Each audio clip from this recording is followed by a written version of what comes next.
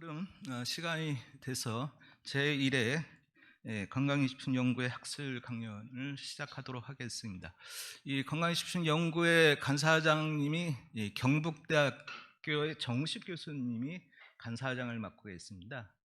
근데 오늘이 또 때마침 그 국가에서 대학 평가가 있다고 그러셔서 오늘 인사 말씀과 같이 공부를 하기로 했는데 불가피하게 참석이 좀 어렵게 됐습니다.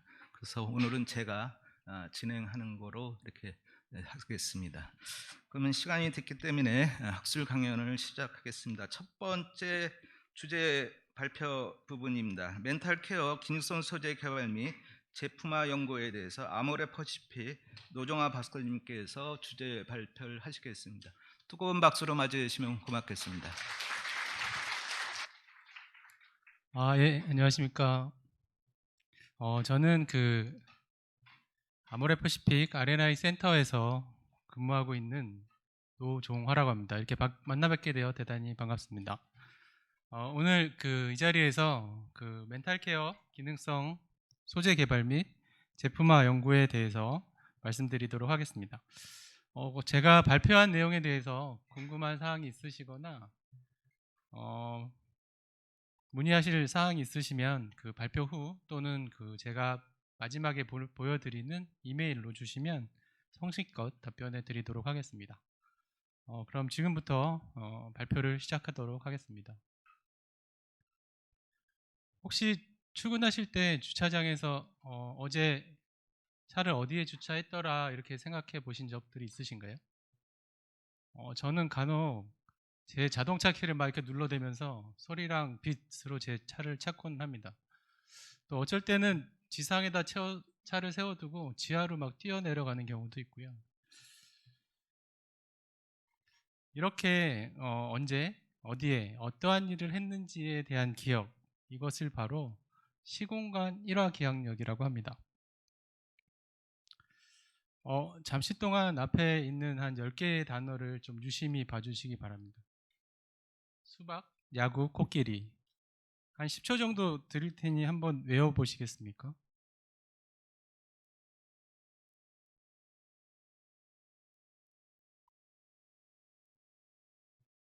어떠신가요? 혹시 10개의 단어가 기억이 나십니까? 저는 제가 이거 자료 만들고 항상 연습도 하고 이렇게 잠깐 10초 10초씩 하느라 아직 10개의 단어를 다 기억하지 못합니다. 진짜 정확하게 10개를 다 기억하시는 분들은 정말 대단히 기억력이 좋으신 분들입니다. 이렇게 방금 봤는데 뭐였지? 라고 생각하는 적극적으로 집중해서 사용하는 기억, 이것을 작업 기억력이라고 합니다. 이렇게 기억력에 대해서 말씀드리는 것은 오늘 여러분들에게 이런 기억력과 관련된 기능성 소재에 대해서 말씀드리려고 합니다.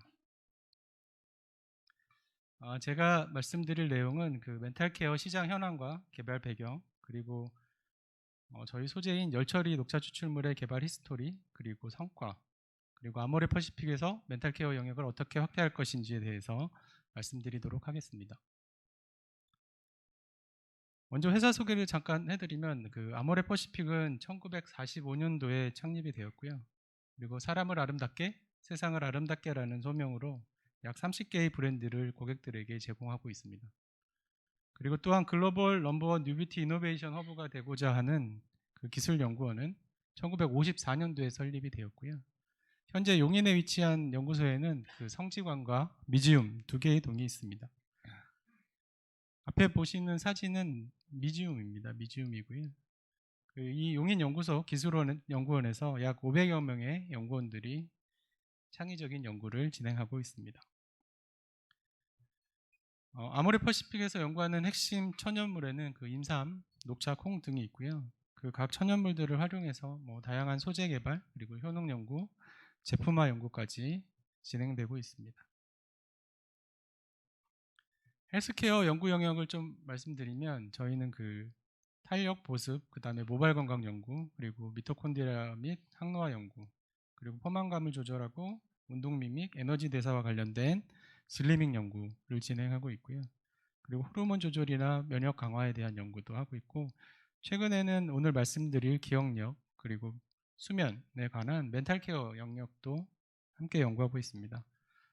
더불어서 그 고객들에게 더 많은 베네핏을 제공하고자 그 다양한 제형이랑 감성 품질 연구도 함께 진행하고 있습니다. 그럼 먼저 멘탈케어 시장 현황과 기능성 소재의 개발 배경에 대해서 좀 말씀드리겠습니다. 글로벌 뇌 건강 보충제 시장은 그 앞에서 보시는 바와 같이 매년 지속적으로 성장할 것으로 예측이 됩니다. 그리고 2021년도에 그 뇌건강 보충제 시장의 세부 시장 크기를 보면 기억력이 가장 큰 것으로 알 수 있고요. 그 다음에는 집중력, 우울, 수면, 항노화, 스트레스, 불안 순인 것을 알 수 있습니다. 가까운 일본의 그 뇌 건강 보충제 시장도 꾸준하게 성장하고 있고요. 특히 뇌 건강 보충제의 주요 구매층이 60에서 70대에서 40에서 50대로 그 연령층이 점차 낮아지고 있습니다. 이는 그 40에서 50대에서 치매 예방에 대한 관심이 점점 증가하고 있다는 것을 의미합니다. 국내를 살펴보면 그 2025년에는 고령 인구가 전체의 20%를 넘는 초고령 사회로 진입할 것으로 예상되고요. 이에 따라서 실버 산업 또한 빠르게 성장하고 있습니다. 코로나 발병 이후에는 그 뇌인지 장애가 증가하고 있다는 논문도 발표되고 있고요. 특히 이런 뇌기능과 관련된 치매 환자가 2050년에는 10명당 1명이 발생할 것으로 예측되고 있습니다. 이런 상황에서 저희가 치매는 그 의약품을 이용한 치료보다는 최근에는 그 증상 발현 전에 진단하고 예방하는 것으로 전환되고 있고요. 식품 및 생활 관련돼서 그 비약물학적이고 예방적인 솔루션이 점차 확대되고 있습니다. 이에 따라서 그 뇌기능 개선과 관련된 건강기능식품이 점점 그 기대감이 커지고 있는 상황입니다. 국내에서 뇌건강 건기식은 2022년도에 1년 사이에 79% 성장하였고요. 2021년 건강기능식품 기능성별 생산 실적을 살펴보더라도 기억력 개선 생산 실적이 2위에 해당이 됩니다. 이는 물론 뭐 개별 인정형 원료에 대한 부분은 아니지만 그 저희가 오메가3, 홍삼, 은행잎 추출물과 같은 고시형 원료가 주로 해당이 되고요. 특히 오메가3의 매출이 2017년 이후에 급격히 증가하는 것을 확인할 수 있습니다. 지금부터는 그 자사가 개발한 기억력 개선 소재의 그 개발 배경에 대해서 말씀드리겠습니다. 앞서 그 아모레 퍼시픽에서는 그 핵심적으로 연구하고 있는 천연물이 인삼, 녹차, 콩 중에서 뇌기능 개선 효과를 좀 많이 보이고 있는 마시는 녹차, 즉 음용 녹차에 대해서 관심을 갖기 시작했습니다. 코호트 연구 결과를 살펴보더라도 70세 이상에서 그 하루 2잔씩 녹차를 마시는 경우에 인지기능 저하가 억제되는 것을 확인하였고요. 그리고 녹차를 5년 이상 꾸준하게 그 하루 4잔 이상씩 섭취를 하는 경우에는 치매 발병률도 떨어진다는 것을 확인할 수 있었습니다. 녹차 잎에 존재하는 그 카테킨 성분의 50% 이상을 차지하는 게 에피제 카테친, 즉 잘 알고 계시는 EGCG입니다. 이 EGCG는 그 식품 플라보노이드 중에 가장 강력한 항산화 효능을 가지고 있고요. 다양한 생리 활성을 가지고 있어서 그 여러 뇌질환 동물 모델에서 뇌 기능 개선 효과를 보이고 있습니다. 그러나 실제 인간의 뇌에서는 그 EGCG 생체 이용률이 동물 모델에서의 결과와는 일치하지 않는 결과가 좀 나오고 있고요. 이는 그 뇌 혈관 장벽, 즉 BBB 투과율이 낮아져서 인체 적용 시험에서는 그 뇌 기능 개선 효과를 보이지 못하는 것으로 사료됩니다. 이에 그 음용 녹차에는 앞에 말씀드린 EGCG 외에 비에피체 카테친 성분이 존재한다는 것을 확인하였고요. 찻잎에는 없는 그 비에피체 카테친이 에피체 카테친과 1대1로 존재한다는 것을 알 수 있었습니다. 저희가 보통 그 차를 마실 때는 그 녹차잎에 80도 정도의 물을 넣어서 우려 마십니다. 이렇게 우려 마실 때 그 에피체 카테친이 에피머화돼서 분자식은 동일하고 입체 모양이 좀 달라지는 비에피체 카테킨으로 전환된다는 것을 알 수 있었습니다. 이런 개발 배경 등을 토대로 저희 열처리 녹차 추출물의 개발 히스토리를 말씀드리겠습니다. 이렇게 내기능 개선의 클루를 가진 음용녹차의 카테킨 구성과 유사한 녹차 소재를 개발하기 위해서 제조 방법을 연구하였습니다. 논문 등을 통해서 녹차 카테친의 입체 구조가 pH 또는 고온의 조건에서 변화한다는 것을 알 수 있었고요.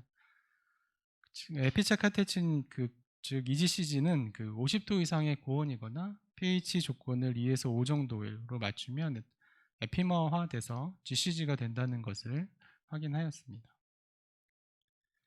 저희가 이런 녹차 소재 상업화를 위해서는 앞서 말씀드린 에피체 카테친이 비에피체 카테친으로 전환되는 전환율을 높이고 공정 비용이 적게 드는 그런 열처리 공정을 개발할 필요성이 있었습니다.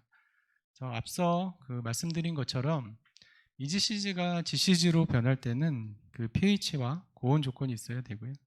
여기서 pH를 활용한 공정은 저희가 pH 조절 첨가제의 안전성 문제로 공정 연구를 진행하지는 않았고요.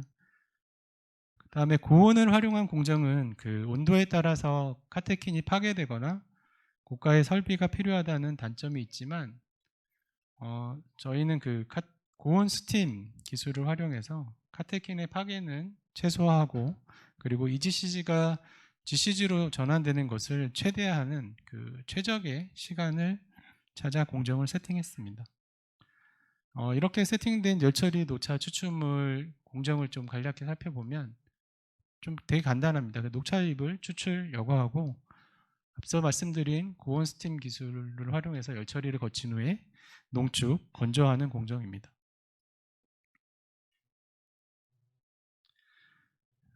이렇게 개발한 열처리 녹차 추출물은 앞서 계속 말씀드리지만 비에피체 카테친과 에피체 카테친이 1대1로 구성되어 있고요. 이 중에서 저희는 가장 많이 들어있는 EGCG 성분과 GCG를 지표 성분으로 설정하였습니다.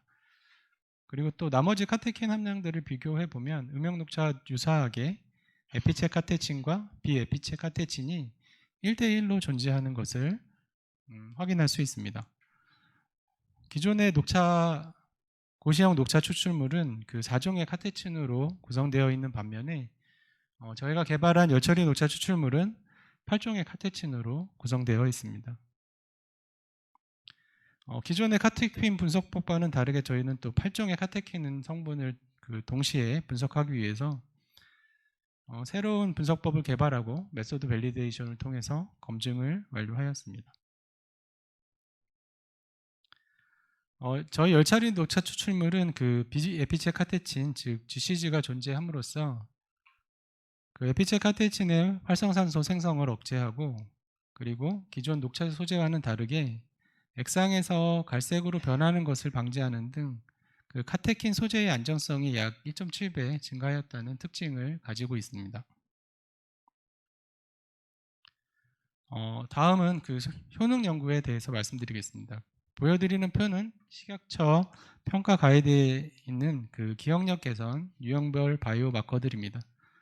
이 중에서 열처리 녹차 추출물은 신경세포 보호, 그리고 베타 아밀로이드의 형성 및 축적 억제, 그리고 신경 전달 물질 및 시냅스 가속성 조절 등 다양한 효능을 보였고요. 효능에 대한 결과와 그리고 인체 적용 시험에 대해서는 이어지는 장표에서 말씀드리겠습니다. 효능 연구 결과를 말씀드리기 전에 조금 이해를 돕기 위해서 신경세포 구조를 잠시 보여드리겠습니다. 과학 시간에 많이 보셨을 것 같고요. 가지돌기는 다른 신경세포에서 보내오는 전기화학 신호를 이렇게 받아들이는 역할을 합니다. 신호를 받아들이는 역할을 하는 게 가지돌기고요.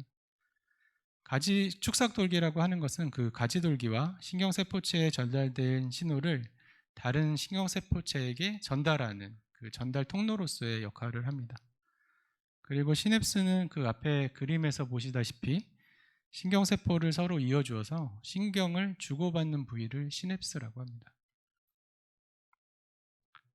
그럼 먼저 저희 뇌 신경세포 관련된 효능을 말씀드리겠습니다.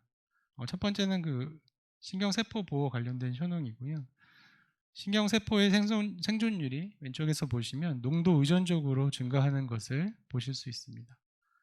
또한 그 녹차 추출물에서도 동일한 효능이 있는 것을 볼 수 있는데요. 이는 그 앞서 말씀드린 EGCG의 효능으로 예상이 됩니다. 그리고 두 번째 효능은 그 치매 유발 물질로 알려져 있는 베타 아밀로이드의 생성을 억제하는 효능입니다. 이 효능은 그 현재 치매 치료제의 타겟 효능이 되겠고요. 그리고 이 효능 역시 농도 의존적으로 생성 억제 효능을 보이고 있는 것을 확인할 수 있습니다. 다음은 그 신경 전달 물질 그리고 산화스트레스 관련된 효능입니다. 신경 전달 물질로 알려진 아세틸콜린을 그 콜린산과 아세트산으로 가수분해하는 효소가 바로 아세틸콜린 에스터레이즈입니다. 이런 아세틸콜린 에스터레이즈의 활성을 억제하여 아세틸콜린의 함량을 높이고 콜린성 누론을 활성화해서 기억력 개선 또는 치매 개선의 효능으로 이어지게 됩니다. 또한 그 활성산소 제거를 통해서 산화스트레스를 억제하는 효능을 가지고 있습니다. 다음은 시냅스 가소성 조절에 대한 효능이고요. 시냅스 가소성이라고 하면 그 아까 그림에서 보셨던 그 시냅스, 그 신경세포 간의 연결이 유연하다는 것을 의미를 합니다. 그래서 첫 번째 효능을 보면 그 신경세포에서 새로운 신경돌기, 즉 뉴라이트의 형성이 촉진되는 것을 확인하였습니다. 앞에 보시는 사진에서 그 열처리 녹차 그리고 GCG에서 뉴라이트가 좀 더 많이 형성된 것을 확인할 수 있습니다. 이렇게 형성된 뉴라이트는 그 신경세포의 그 신호를 받아들이는 가지돌기와 그리고 신경 전달의 통로가 되는 축삭돌기로 발달하게 됩니다. 두 번째는 그 뇌유래 신경 영양인자인 BDNF 발현을 증가시킵니다. 이 BDNF의 발현이 증가되었다는 것은 그 시냅스의 가소성이 회복되었음을 의미하고요. 결국에는 그 시냅스의 연결성이 더 좋아졌다고 말할 수 있겠습니다. 다음은 그 인체 적용 시험에 대해서 말씀드릴 건데요. 그 열처리 녹차 추출물은 총 3번의 인체 적용 실험을 실시하였고요. 첫 번째는 40에서 60세 성인 남녀 40명을 대상으로 하루에 500mg씩 약 8주 동안 섭취하게 하였습니다.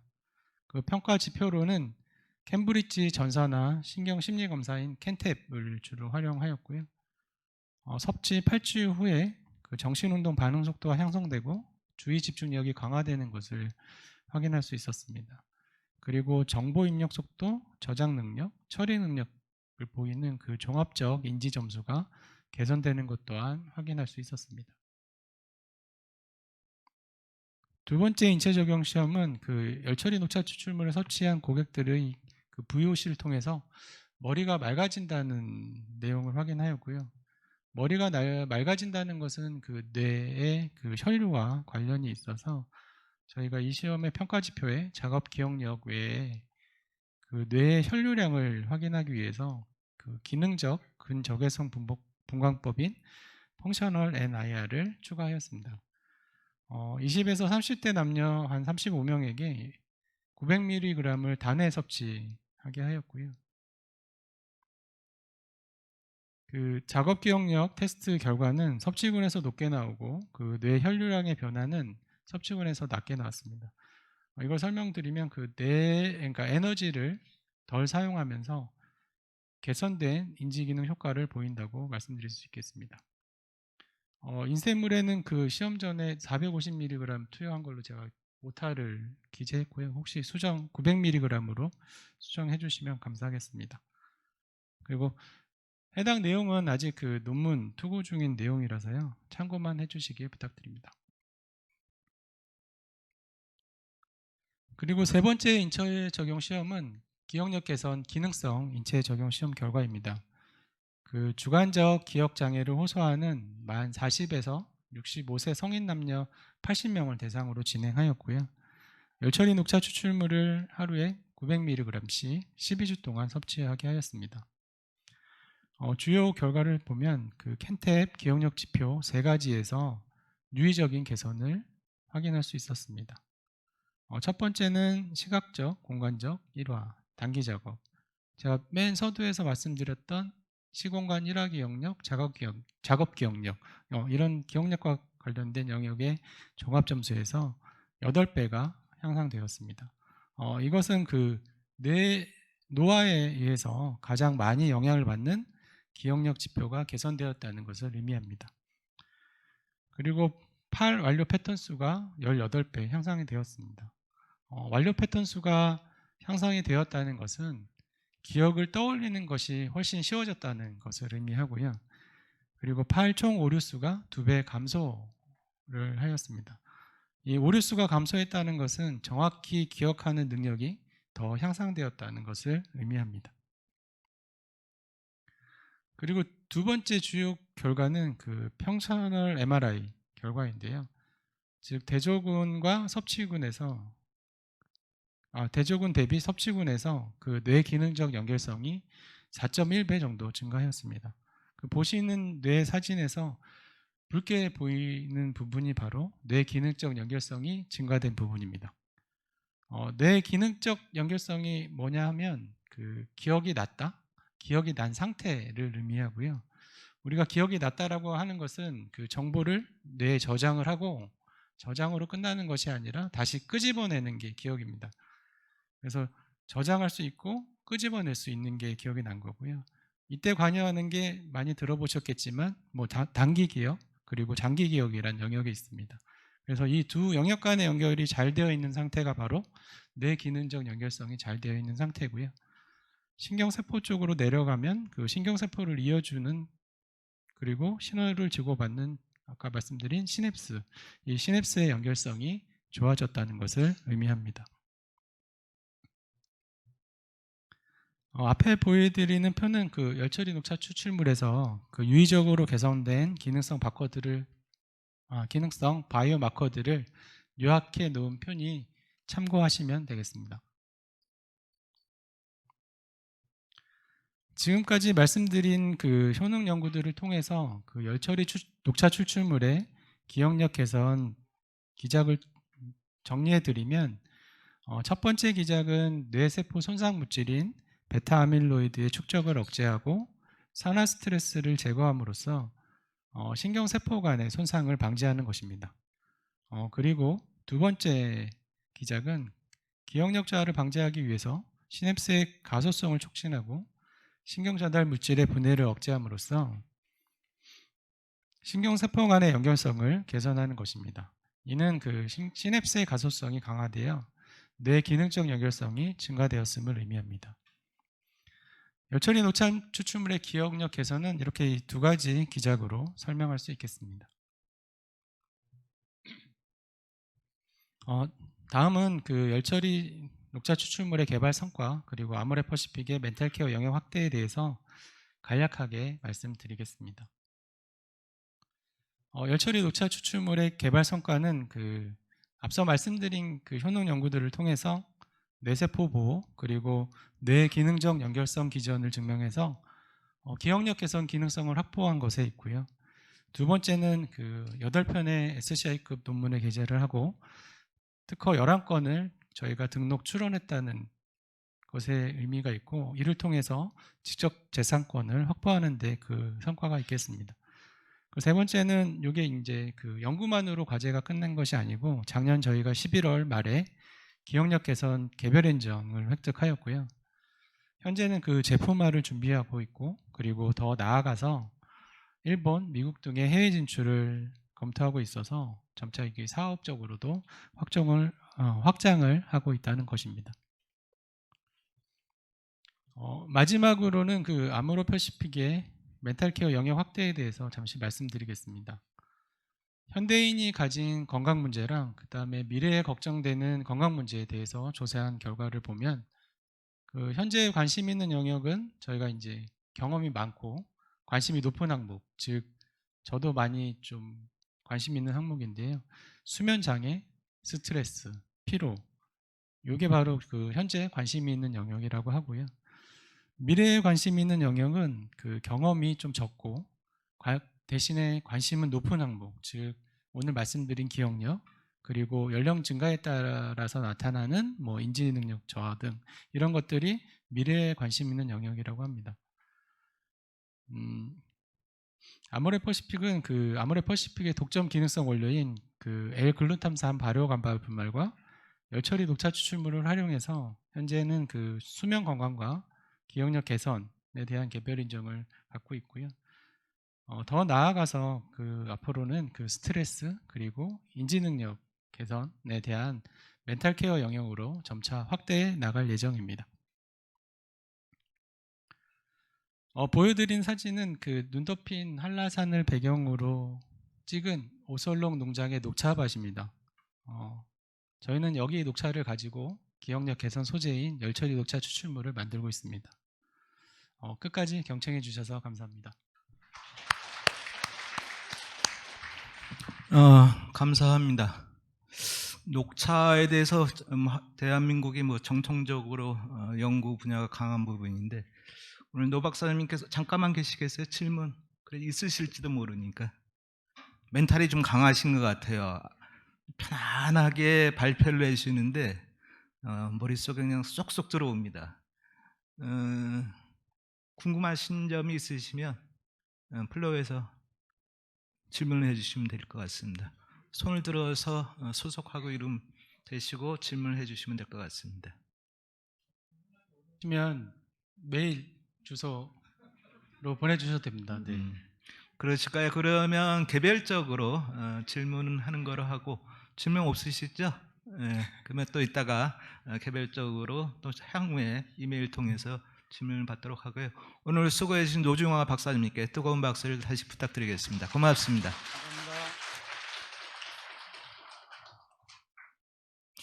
녹차를 먹으면 멘탈이 강해질 것 같아요. 정신도 맑아지고 고맙습니다.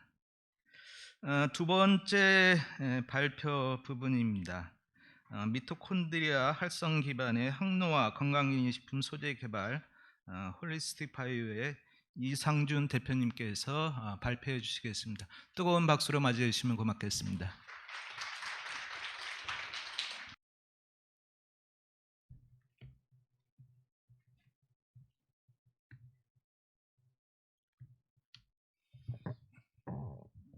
네, 안녕하세요. 방금 소개받은 홀리스틱 바이오의 이상준 대표입니다. 오늘 이렇게 귀한 자리에 초청해 주셔가지고 건강기능성식품협회 관계자와 미래푸른 관계자 여러분께 감사드리겠습니다.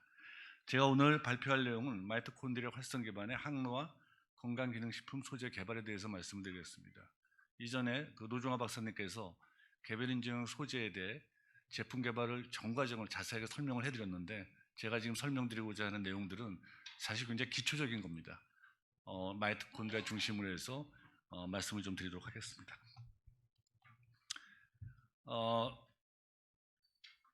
여러분들 다 알다시피 마이토콘드리아는 우리 몸의 에너지 한 90%를 갖다 생산해내는 굉장히 중요한 기관입니다. 이런 기관이 저는 건강기능성 식품의 타겟으로 매우 적절할 수 있다고 생각하고요. 우리가 인삼과 홍삼에서 얻어지는 진세노사이드가 이런 마이토콘드리아 인핸싱에 굉장히 관여한다는 그런 내용을 말씀을 드리겠습니다. 향후 우리의 건강기능성 식품의 전략적 타겟은 무엇이 될까? 우리가 코로나 시대 바로 전에는 그 이노뷰티 소재, 콜라겐이 이 시장을 주도해 왔습니다. 그 다음에 코비드 19 때 건강기능성 식품 시장이 매우 커졌죠. 그때는 코비드 19 대응 소재들, 면역 소재라든가 이런 것들이 이제 시장을 지배해 왔죠. 그럼 그 이후에 지금 아마 라이프 스타일 대응 소재라고 해가지고 아마 관절이라든가 이런 걸 케어하는 그런 소재들이 아마 뜨고 있는 것 같습니다. 그럼 미래는 어떤 소재들이 과연 뜰까요? 그것은 뭐 당연히 누구나 예측할 수 있듯이 우리나라뿐만 아니라 가처분 소득이 높은 그런 어떤 선진국에서 다 고령화 사회로 진입하고 있습니다. 그러면 이 고령 친화 소재가 아무래도 굉장히 중요한 핫 타겟이 되지 않을까 생각이 들고요. 지금 앞에서 설명해 드린 것 같이 고령 친화 소재에는 근육, 두뇌, 에너지, 눈 뭐 이런 것들 이미 굉장히 큰 시장을 형성하고 있다는 걸 알 수가 있습니다. 마이토콘드리아는 뭐 여러분들이 중고등학교 때 교과서에서 내용을 충분히 알고 계실 겁니다.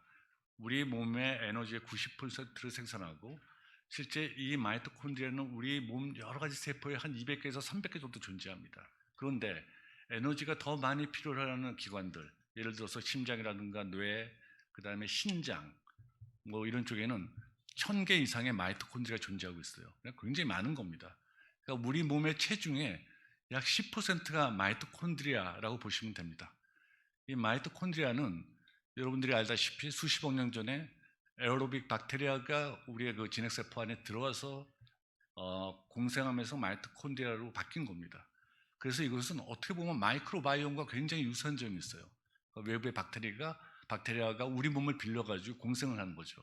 그렇기 때문에 마이크로바이옴처럼 마이토콘드리아도 실제 우리가 먹는 음식과 여러 가지 소재에 의해서 영향을 굉장히 받을 수 있습니다.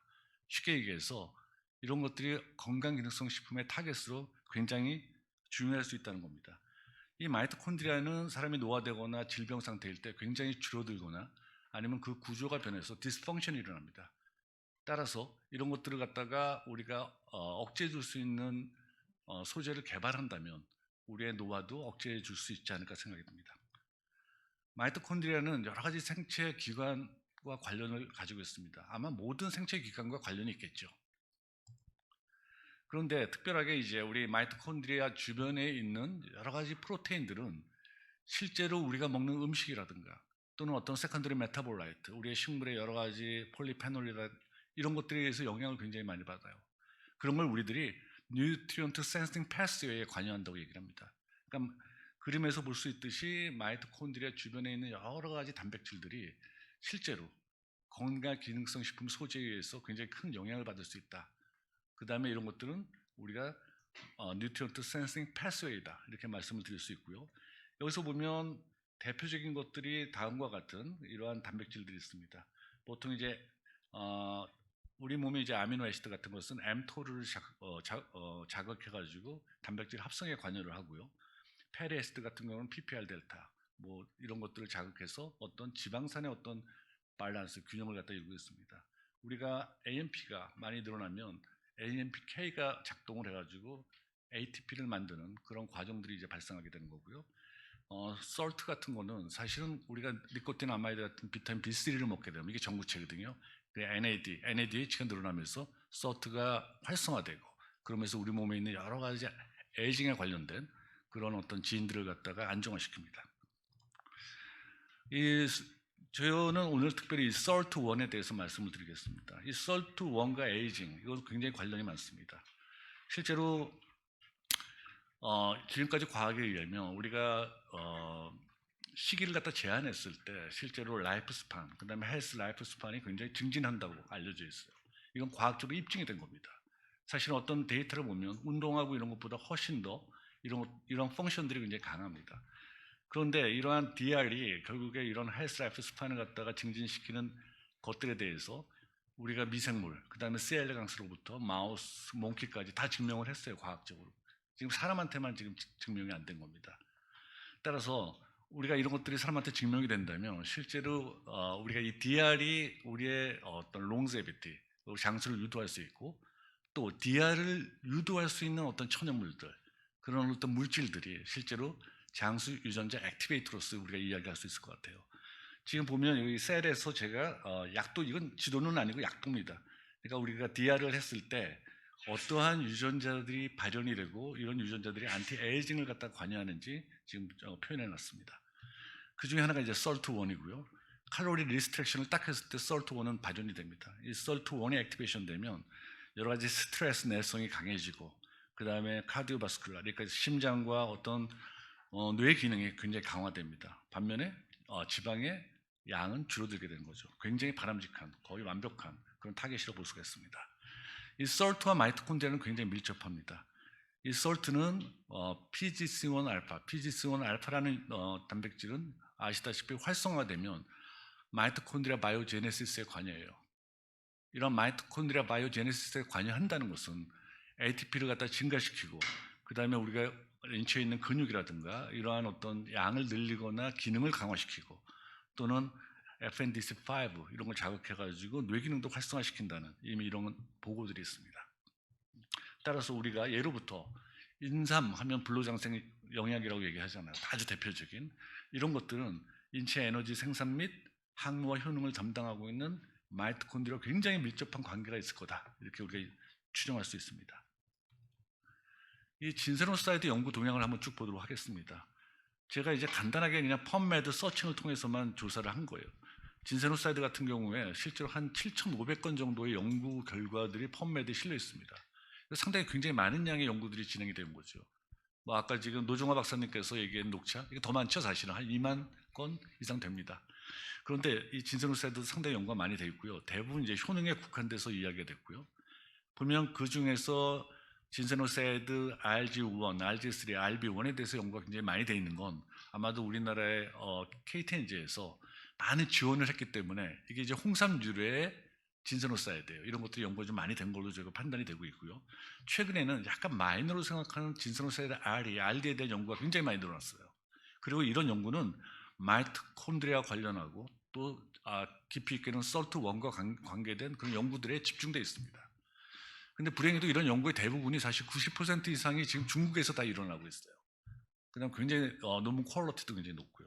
이런 것들에 대해서 우리가 좀 각성해야 되지 않을까 생각이 들고요. 또 인삼에 대해서는 인삼 또는 홍삼에 대해서는 임상 연구가 한 150건 정도 됩니다. 사실은 펌메드에 나와 있지 않는 여러 가지 임상 데이터까지 우리가 포함을 시키면 한 200건 이상이 충분히 되지 않을까 생각이 들고요. 이런 것들은 대부분의 이제 메타볼릭 신드롬, 그다음에 운동 능력, 피로에 중점이 되어 있습니다. 그것은 뭐냐면 진세노사이드가 마이토콘드리아 관련해 가지고 여러 단백질에 관여한다라는 것을 입증하는 게 아닌가 생각이 듭니다. 지금 그 2021년도에 저널 오브 진생 리서치 저널에 리뷰 논문이 하나 나와 있는데 굉장히 좋은 논문 같아요. 정리를 잘 해놨습니다. 여기 보시게 되면 마이토콘드리아에 관여되어 있는 여러 가지 단백질에 굉장히 많은 진세노사이드들이 관여한다는 것이 여기 정리가 되어 있고요. 이런 진세노사이드들이 결국에 그러니까 심장병이라든가 어떤 뇌 기능 관련하고 그 다음에 어떤 당뇨에 관련해 가지고 상당히 많은 임상이 집중되어 있습니다. 네. 자, 그러면 어떤 진세노사이드가 실제로 서트 액티베이터로서 우리가 보고되고 있는지 그 문헌을 통해서 좀 살펴보도록 하겠습니다.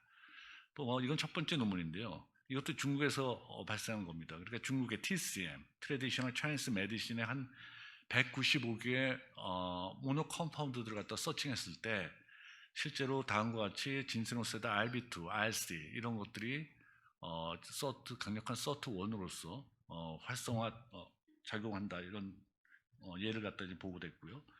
또 하나는 이제 진세노사이드 RC입니다. 이건 이제 잭스의 2021년도 이것도 최근에 나온 논문이고요.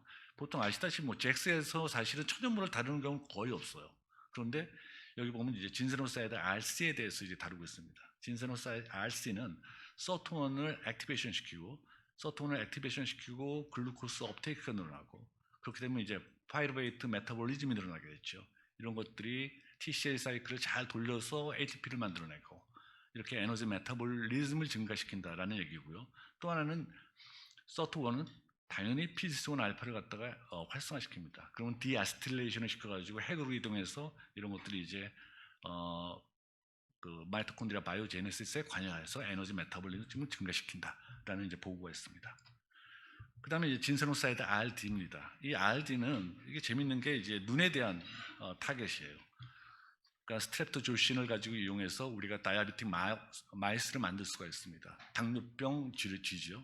이런 이제 당뇨병 쥐들은 당뇨성 어떤 그 눈 질환을 가지고 있는데 이런 눈의 질환들 이런 것들은 대부분 혈관병이라고 아시면 됩니다. 대부분 혈관이 이제 리키지가 일어나가지고 거기서 많이 누수가 일어나면 그게 황반변성이 되는 거고 뭐 이런 식으로 해가지고 저희들이 이제 형광법으로 저희들이 이제 검출을 했을 때 실제로 RD 그러니까 RD를 갖다 우리가 투여했을 때 이러한 리키지를 갖다가 상당히 많이 개선시키는 것을 알 수가 있고요. 또 대표적으로 우리가 서트1의 강력한 액티베이터로 알려지는 레스베라트를 처리했을 때도 비슷한 어떤 효과를 나타내고 있습니다. 이 눈 같은 경우에 보면 여러 가지 이런 망막성 질환을 가지고 있을 때 사실은 그 망막의 두께가 굉장히 줄어듭니다. 그 망막이라는 것은 하나의 층이 아니라 여러 층으로 갖다 만들어져 있는데 이게 굉장히 많이 줄어들고 있죠. 이랬을 때 우리가 RD와 우리가 레스베라트롤을 갖다가 우리가 투여했을 때 실제로 그것들이 많이 정상 수준으로 개선되어 있는 걸 알 수가 있고요. 이러한 메커니즘은 AMPK와 서톤이 인터랙션이 굉장히 빨라야지 여러 가지 그런 어떤 항산화, 녹스라든가 그다음에 옥시데이션 스트레스 이런 걸 막아줘가지고 결국에 눈을 갖다 보호할 수 있다. 이런 어떤 메커니즘을 제시하고 있습니다. 또 하나 이제 진세노사이드 RD는 이 논문도 굉장히 좋은 내용을 담고 있어요. 보통 우리가 그 노화가 되면 근육량이 줄어듭니다. 이게 이제 보통 우리가 사코페니아라고 얘기하는데 이런 것들이 이제 RD가 어떻게 관여하는지 일반 노화에 대해서도 우리가 실험한 예가 있지만 여기서는 이 캔서를 갖다가 주입해가지고 암세포가 증식하면 근육량이 떨어지거든요. 그랬을 때 얼마나 RD가 회복시켜 줄 수 있는지 이런 데이터를 실었습니다. 보통 이제 캔서를 주입해가지고 캔서실을 만들어서 6일 후에 RD를 투여하게 되면 실제 여러분들이 보시다시피 떨어져 있는 몸무게가 바디웨이트가 증가하게 됩니다. 이 바디웨이트 증가는 여기 조직을 떼어내가지고 근육량을 우리가 체크했을 때 이 근육이 다 회복되는 걸 우리가 확인할 수가 있습니다. 따라서 이런 것들도 메커니즘까지 제시를 했는데 스타트 3에 얘네가 강력하게 도킹한다는 이러한 메커니즘도 제시하고 있습니다. 이렇게 싱글 진세노사이드뿐이 아니라 우리가 진세노사이드 혼합물 자체도 실제로 마이토콘드리아를 굉장히 증진시킨다 이런 논문들이 있고요. 여기서 보면 H9C2 같은 심근 세포와 그 다음에 뉴런 세포에 대해서 실제로 도즈 디펜던트하게 마이토콘드리아를 갖다 활성화시키고 증가시킨다는 그런 데이터들을 갖다가 보실 수 있습니다. 재밌는 것은 이 진세노사이드, 이 혼합물이죠. 우리는 굉장히 많은 그 잘 안 들리나 보죠? 저 마이크 들고 하겠습니다. 죄송합니다. 우리가 이제 펌메드 서칭을 하게 되면 실제로 진세노사이드의 모노 진세노사이드 연구가 굉장히 많이 있어요. 그래서 뭐 어떤 타겟에 대해서는 어떤 뭐 RG1이 효과가 있다, 어떤 타겟은 RG3가 효과가 있다 이렇게 얘기를 하고 있는데 사실은 우리가 인삼 뿌리에 한 35가지 정도의 진세노사이드가 있는데 사실은 대부분의 타겟에 대부분이 다 효과를 가지고 있다고 보시면 됩니다. 단지 그 안에서 다소간의 차이가 있을지 모르지만 사실은 대부분의 진세노사이드가 대부분의 우리 인체 마이토콘드리아 관여한 타겟에 다 활성을 가지고 있다고 보시면 됩니다. 따라서 어떤 특정 진세노사이드에 대해서 소재화를 해서 제품화를 한다 이런 전략보다는 사실은 토탈 진세노사이드 양이 저는 굉장히 중요한 절대적인 중요한 어떤 지표가 되지 않을까 생각이 됩니다. 지금 앞에 보이는 슬라이드는 그런 것들을 좀 대변하고 있어요. 지금 보시게 되면 여기 지금 OCR 같은 경우에 우리가 마이토콘드리아가 막 활성화되면 결국에 마이토콘드리아는 산소를 이용하는 거죠. 그래서 옥시즌 컨섬션 레이트 이런 것들이 증가하게 됩니다. 이렇게 보시게 되면 굉장히 많은 진세노사이드가 관여를 해요. 그 다음에 밑에 보시게 되면 결국 ATP도 생산이 되는데 결국에 진세노사이드가 관여를 하고 있다는 걸 여러분들이 알 수 있고요. 이 뒤에 보시면 마이토콘드리아 관련한 뭐 서트 액티베이티를 나타내는 서트1 이런 것들도 굉장히 많은 진세노사이드들이 관여한다는 걸 알 수가 있습니다. 따라서 서트1 같은 경우에 상당히 많은 진세노사이드가 활성시킬 수 있고요. 다음과 같은 메커니즘을 통해서 이러한 효능을 갖다가 우리는 기대할 수 있다 이렇게 이야기할 수 있겠습니다. 그 다음에 이제 또 하나 우리가 관심을 갖는 것은 이 진세노사이드는 여러분들이 알다시피 굉장히 많은 배당체로 되어 있습니다. 당이 2개, 3개, 4개까지 붙어 있고요. 따라서 이런 것들을 우리가 섭취했을 때 굉장히 많은 사람들이 의문을 가지고 있잖아요. 이런 것들이 우리가 장내 미생물에 있어서 대사가 되는데 과연 어떤 대사산물이 돼가지고 흡수가 돼서 타겟까지 딜리버리가 되고 활성을 나타내는가 이런 거에 대해서 의문점도 있고 사실은 굉장히 그런 의문점을 해소하기 위해서 많은 연구가 제시되어 있지만 결론은 없어요. 사실 여기서 보면 진세노사이드 R이 같은 경우도 다음과 같은 경로의 대사 과정을 거칩니다. 지금 빨갛게 제가 그 칠해놓은 대사 경로는 주 대사 경로예요. 하지만 실제 이 R이가 들어가서 R이가 직접적으로 우리 세포에 영향을 주는지 관여를 하는지 RG1이 하는지 또는 당들이 다 떨어져 있는 그런 어떤 트리올 자체가 관여하는지 이런 것들은 잘 몰라요 아직까지 지금에. 그렇기 때문에 토탈 진세노사이드가 의미가 있다는 걸 저는 강조하고 싶어요. 예, 그것은 사람의 개체마다 어떤 음식을 같이 먹었느냐 뭐 이런 거에 따라서 달라질 수 있거든요. 이런 관점에서 저는 인삼열매에 관심을 가지게 되었습니다. 왜 관심을 갖냐면 사실은 인삼열매는 인삼 뿌리 대비 진세노사이드가 한 4배에서 5배 많습니다. 그 다음에 특징적 진세노사이드 R이라든가 RD, 좀 전에 얘기했던 RC 이런 함량이 굉장히 높아요. 사실 RE 같은 경우에는 인삼 자체에 상당히 양이 있어요. 그런데 이것을 홍삼하는 동안에 상당히 많이 깨집니다. 그래서 이제 홍삼의 진세노사이드 연구할 때는 R이라는 것이 별로 중요하지가 않아요. 하지만 인삼 자체는 R이가 상당히 중요한 포션으로 존재하고 있습니다. 이 인삼 열매는 다음과 같은 진세노사이드 조성을 가지고 있습니다. 그러니까 진세노사이드 R이가 한 10% 정도 있고요. RC가 2.5%, RD가 3.5%, 뭐 이런 식으로 지금 조성이 되어 있고요.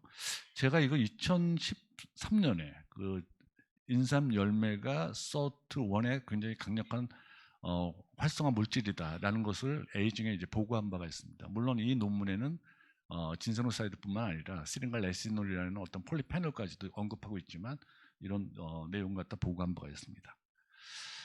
그래서 그러면 우리가 진세노사이드 가지고 어떤 타겟의 질환을 갖다가 공략하는 서플리먼트를 개발할 것이냐? 저는 다음과 같은 4가지가 중요하지 않을까 생각합니다. 하나는 사코페냐, 그 다음에 눈 건강, 특별히 황반변성, 더 정확하게 얘기하면 건성 황반변성, 그 다음에 이제 알츠하이머, 그 다음에 이제 메타볼릭 디지즈, 당뇨 비만에 대해서 타겟팅해서 연구하는 것들이 좋지 않을까 생각이 들고요. 그 중에서도 특별히 제가 2가지를 갖다 뽑은 것은 사코페니아와 건성 황반변성에 대한 겁니다. 왜 이 둘을 갖다가 저희가 택했냐면 이 2가지는 시장이 매우 큼에도 불구하고 그리고 시장이 굉장히 환자가 굉장히 늘어남에도 불구하고 아직까지 신약이 FDA 허가받은 신약이 없어요. 이것은 그냥 글로벌 파이프라인만 존재합니다. 이런 것들은 지금 서플리먼트가 대체하고 있는 시장들이에요. 그래서 저는 더 메커니즘이 확실하고 더 효과가 강력한 그러한 소재를 개발한다면 저는 이 시장에 진입할 수가 있고 굉장히 글로벌리 성장할 수 있는 그런 기회가 되지 않을까 생각이 듭니다. 우선 첫째 황반변성에 좀 말씀을 드리면요. 황반변성에는 건성 황반변성과 습성이 있습니다. 습성 황반변성에 대해서는 이미 약이 존재해요. 그거는 이제 안티바디, 주사제예요. 그건 아일리아라 루센티스라는 이미 굉장히 글로벌 신약으로 한 20조 정도 합니다. 전 세계에서. 근데 이제 환자들이 굉장히 불편하죠. 이건 이제 주사를 눈에 직접 맞아가지고 이제 맞아야 되는 안티바디이기 때문에 상당히 불편해합니다. 그런데 황반변성의 사실 90%는 건성 황반변성이에요. 의외로 여러분들이 아마 나이가 이제 50세 아직 젊어서 잘 모르시겠지만 그 안과를 가게 되면 의외로 건성 황반변성이라는 진단을 많이 받게 돼요. 이게 상당히 많습니다. 그런데 이거 특별히 약이 없어요. 안과 가면 RS2를 처방해 줍니다. RS2라는 건 뭐냐면 Aging Related Eye Disease Study 2라는 얘기예요. 이것은 미국의 NIH 산하 그러니까 NIA에서 내셔널 아이 인스티튜트에서 바실 음사와 90년대부터 같이 계속 일해왔던 스터디예요. 첫 번째 스터디는 2001년에 퍼블리케이션이 됐는데 한 5,000명 대상으로 5년간 관찰을 했더니 실제로 바이타민 미네랄 처방들이 이런 황반변성을 갖다가 발생을 억제한다라고 이제 보고가 이미 되어 있습니다. 근데 그때는 이제 바이타민 A가 중요한 성분이었어요. 그런데 바이타민 A가 어떤 바람성 이런 것 때문에 2번째 그런 스터디를 하게 됐고요. 이때 바로 이제 루테인과 지아잔틴이 대치해서 들어간 겁니다. 그랬더니 기존 스터디 1에 비해서 18% 더 효능이 증가했다. 이래가지고 이 바실 음사에서는 RS2라는 그런 로고를 직접 이제 제품에 쓰고 있습니다. 여기 보면 뭐 닥터가 레코멘데이션 한다, 넘버 1 뭐 이런 식으로도 표현을 하고 있고요. 이 눈은 마이토콘드리아와 굉장히 관련이 있을 거라고 생각이 들고 당연히 있습니다. 우선은 이 모양체 근육, 우리가 이 수정체를 갖다가 조이고 이완하고 이런 것 이제 모양체입니다. 이 수정체는 우리가 이제 멀리 보고 거리를 봤을 때 이 수정체가 변하게 되거든요. 그럴 때 이 모양체가 눌러주고 이완시키고 그러는데 이걸 하루에 수만 번, 수십만 번을 하게 되는 거예요. 그러니까 어떻게 돼요? ATP가 굉장히 많이 필요한 거고 마이토콘드리아가 굉장히 많이 존재합니다. 따라서 우리가 눈이 필요하다. 이런 것은 마이토콘드리아의 기능이 떨어졌다라고 볼 수가 있는 겁니다. 그리고 눈에 이제 황반이라는 것은 필린 것 같은 겁니다. 그런데 이 황반은 하루 종일 굉장히 가시광선과 블루라이트 이런 거에 노출이 굉장히 많이 되어 있어요. 그래서 ROS도 많이 일어나고, 이런 ROS가 마이토콘드리아를 갖다 공략해가지고 마이토콘드리아 디스펑션 같은 게 일어납니다. 그렇기 때문에 이런 것들을 보호해 주는 것도 굉장히 중요하고요. 시신경도 마찬가지로 마이토콘드리아가 굉장히 많이 존재해 있는 조직이에요. 이 황반변성과 마이토콘드리아 이상 관계에 대해서는 사실은 많은 연구가 있지 않지만 굉장히 깊이 있는 연구 몇 가지가 있습니다. 우선 사람이 노화되면 마이토콘드리아 숫자, 그 다음에 마이토콘드리아의 크기, 그 다음에 크리스테, 그 주름 잡힘 그런 것들이 줄어들게 되어 있습니다. 노화에 따라서. 그런데 황반변성을 가지고 있는 환자의 경우에는 그 슬로프가 더 큰 거죠. 더 많이 줄어드는 거예요. 그 다음에 이러한 AMD 환자, 84세 여성의 눈을 우리가 마이토콘드리아를 봤을 때 실제로 마이토콘드리아가 이렇게 터지고 이런 디스펑션이 발생한다는 것을 확인할 수가 있습니다. 이게 지금 마이토콘드리아가 이제 그 찢어지고 뭐 이런 것들에 대해서 이야기하는 건데요. 실제 보통 일반적인 경우에는 1이라면 실제로 초기, 중기, 말기의 경우에 상당히 mDNA 레이전이 굉장히 높다는 걸 알 수가 있고요. 이런 것들을 타겟으로 해서 글로벌리 이러한 기업들이 지금 연구를 하고 있습니다. 그래서 이제 저희 회사에서는 이러한 인삼열매 추출물 가지고 마이토콘드리아 보호를 위한 그러한 연구를 진행했습니다. 저희들의 실험 모델은 블루라이트 모델이어가지고 쥐한테 블루라이트를 쬐어줍니다. 뭐 블루라이트는 여러분들이 너무 잘 알다시피 여러분의 핸드폰이라든가 TV 이런 데서 발생하는 광선이라고 보시면 되고요.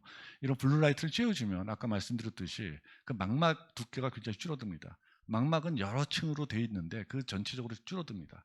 그래서 우리가 파지티브 컨트롤러 루틴을 쓰고요. 그 다음에 인삼열매 추출물을 갖다가 농도별로 우리가 처리를 했을 때 실제로 여기서 지금 루테인 50과 인삼열매 100이 몰비로 거의 비슷하다고 보시면 됩니다. 그랬을 때 오른쪽에 보시면 인삼열매 100, 200 처리했을 때 토탈 두께가 상당히 증가된 것을 알 수가 있고요. 각각의 이제 그 망막의 층을 갖다가 세부적으로 봤을 때도 100과 200에서 루테인보다 훨씬 좋은 효과, 그러니까 두께의 회복 능력이 있다는 것으로 확인할 수 있습니다. 지금 보시게 되면 이제 마이토콘드리아 관련해 가지고 우리가 SALT, PC1 알파, 그다음에 이제 항산화 단백질 뭐 이런 것들을 측정하고 이것을 유전자 레벨과 단백질 레벨 봤을 때도 실제로 우리가 인삼열매 추출물이 좋은 효과를 보인다는 걸 알 수가 있고요. 여러 가지 사이토카인도 굉장히 많이 억제하는 것을 우리가 확인할 수가 있습니다. 이게 인비트로에서도 이게 에이팝토시스라든가 오토파지를 갖다가 이니비션하는 것을 재생시켜주는 이런 효능이 있다는 것을 확인할 수가 있었습니다. 다음에는 이제 근육과 근력에 대한 건데요. 지금까지 우리가 FDA 승인된 사코페니아 치료제는 없다고 제가 말씀드렸습니다. 여기 보면 저희들이 글로벌 파이프라인을 갖다가 제가 테이블에 정리했는데요. 여기 보면 식품회사들, 특히 에보트 이런 데서 아마 단백질로 우리가 추정이 되는데 이런 건강기능성 식품을 가지고 지금 페이즈 3까지 지금 진행된 바가 있고요. 그다음 메이오 클리닉 같은 거는 오메가 3 가지고 지금 페이즈 1에 지금 진입해 있습니다. 그다음에 다케다 파마슈티컬 같은 경우에는 이 PPR 역시 마이토콘드리아 관련한 그런 타겟의 그런 연구들을 하고 있습니다. 지금 근육과 근력 시장은 결국 이제 단백질 시장이라고 보시면 됩니다. 미국에 우리가 여행을 가서 여러 가지 바이타민 샵을 가보더라도 이 뭐 단백질이 어마어마하게 많습니다. 동물성 단백질뿐이 아니라 웨이 프로테인, 그다음에 식물성 단백질 종류가 굉장히 많은데 이게 미국에서 한 20조 정도 되는 시장이에요. 그런데 굉장히 많은 연구 논문들이 이러한 단백질을 제공받아서 실제로 근육이 늘어나는가, 이건 굉장히 회의적인 논문이 굉장히 많아요. 여러분들이 그거는 펌메드 들어가서 찾아보시면 됩니다. 네, 그래서 이런 결국에 이제 우리가 단백질을 준다 해도 그런 아미노 애시드는 빌딩 블록에 불과한 거예요. 근육을 만드는데. 그래서 이 빌딩 블록에 사실은 근육을 만드는 촉매 역할이 굉장히 필요하지 않을까. 이래가지고 어떤 벽돌공 역할이 필요하다고 저희들은 보고 있고요. 그것이 인삼열매가 될 수 있다라고 저희들은 해서 실험을 했습니다. 우선 인삼열매 추출물 가지고 두 가지 실험을 했어요. 하나는 사코페니아 모델이에요.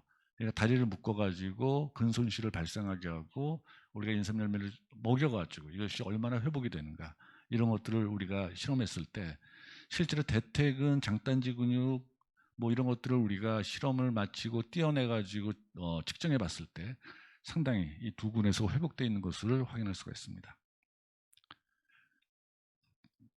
또 하나는 이제 자연 노화, 그러니까 우리가 고지방식을 먹여가지고 노화를 일으키면 지방이 늘어나면서 단백질이 줄어들게 됐습니다. 그 다음에 이런 실험을 위해서 우리가 그런 하이팻 다이어트 모델을 만들고 우리가 실험을 시작할 때 트레드밀을 뛰게 해가지고 운동 능력 평가를 합니다. 그 다음에 6주 동안 우리가 투여를 시킨 다음에 또 트레드밀을 뛰어가지고 실제로 어떤 변화가 있는지 측정을 합니다. 그리고 나중에 우리가 결국에 조직을 떼어내서 여러 가지 어떤 메커니즘 스터디를 하게 된 거죠. 지금 보시게 되면 실제로 우리가 이 실험을 끝내고 무게를 측정했을 때 린 매스와 팻 매스를 측정했을 때 사실 우리가 기대했던 것보다 지방량이 줄어들거나 근육량이 늘어나거나 이러진 않았어요. 한 지방이 한 3% 정도 줄었습니다. 그리고 운동 능력을 평가했을 때는 이 그립, 우리가 매달려 있는 스트렝스는 전체적으로 유의적으로 증가했습니다. 세 군에서. 세 군이 뭐냐면 인삼열매 추출물, 그 다음에 인삼열매에서 진세노사이드 프랙션, 그 다음에 인삼열매에서 가장 많은 진세노사이드 R이 이 세 군을 갖다 말씀드리는 겁니다. 그런데 이 트레드밀을 갖다가 우리가 뛰게 했을 때 우리가 시간과 거리에서 이 세 군 모두 굉장히 유의적으로 증가한 걸 우리가 확인할 수가 있습니다. 그래서 그럼 우리가 처음 대비, 시작 대비 우리가 6주간 투여했을 때 얼마나 늘어났는지를 봤을 때 우리가 컨트롤, 그 다음에 하이팻 다이어트에서는 유의적으로 증가하지 않았고요. 시간과 거리에서. 그 다음에 우리가 인삼열매 추출물, 그 다음에 진세노사이드 프랙션, 진세노사이드 R을 먹였을 때 시간과 거리에서 유의적으로 처음보다 증가한 것을 확인할 수가 있습니다. 지금 보시면 앞에 두 G가 컨트롤이고요. 오른쪽 두 개가 지금 하이팻입니다. 역시 하이팻이 컨트롤 대비 잘 못 뛰어요. 요거는 맨 왼쪽에 하이팻, 그 다음에 인삼열매 추출물, 진세노사이드 프랙션, 진세노사이드 R을 갖다 투여한 군입니다. 보시게 되면 이 진세노사이드 추출물을 준 것들이 굉장히 아주 활력 있게 잘 뛰고 있고요. 이 하이팻은 이제 곧 떨어지게 되어 있습니다. 근데 진세노사이드 R는 애가 참 아주 스마트해요. 아주 요 미끄럼을 잘 타요. 잘 타다가 자기 올라가고 아주 재밌습니다. 이런 실질적 내용을 보더라도 우리가 진세노사이드 추출물이라든가 R이 진세노사이드 R을 투여했을 때 실제로 운동 능력이 증가됨을 확인할 수가 있었고요. 관련된 유전자를 봤을 때, 유전자 익스프레션을 봤을 때 많이 다 유의적으로 증가한 것을 확인할 수가 있습니다. 저희들이 실험을 마치고 근육을 다리를 떼어내서 우리가 그 조직을 다 분리해 가지고 근육별로 우리가 무게를 갖다 측정을 했습니다. 보시게 되면 처음 제가 말씀드렸듯이 우리가 기대한 만큼 우리가 이제 근육량이 늘어나거나 이런 현상은 발견되지가 않았어요. 물론 TA 같은 건 유의적으로 다 증가했습니다. 그 다음에 사두근, 대퇴근 같은 경우에도 지금 인삼열매 추출물에서 유의적으로 증가했고 장단지도 증가했습니다. 보통 큰 근육에서는 증가한 것들이 관찰이 돼요. 큰 근육들이. 근데 작은 근육에서는 그렇지 않거든요. 그래서 저희들이 실험 모델을 좀 바꿔야 되겠다는 생각이 들어요. 왜냐하면 이것은 우리가 특별히 운동을 시키거나 특별히 단백질 원을 주거나 그러면서 우리가 실험했던 게 아니거든요. 단지 인삼열매 추출물만 준 거예요.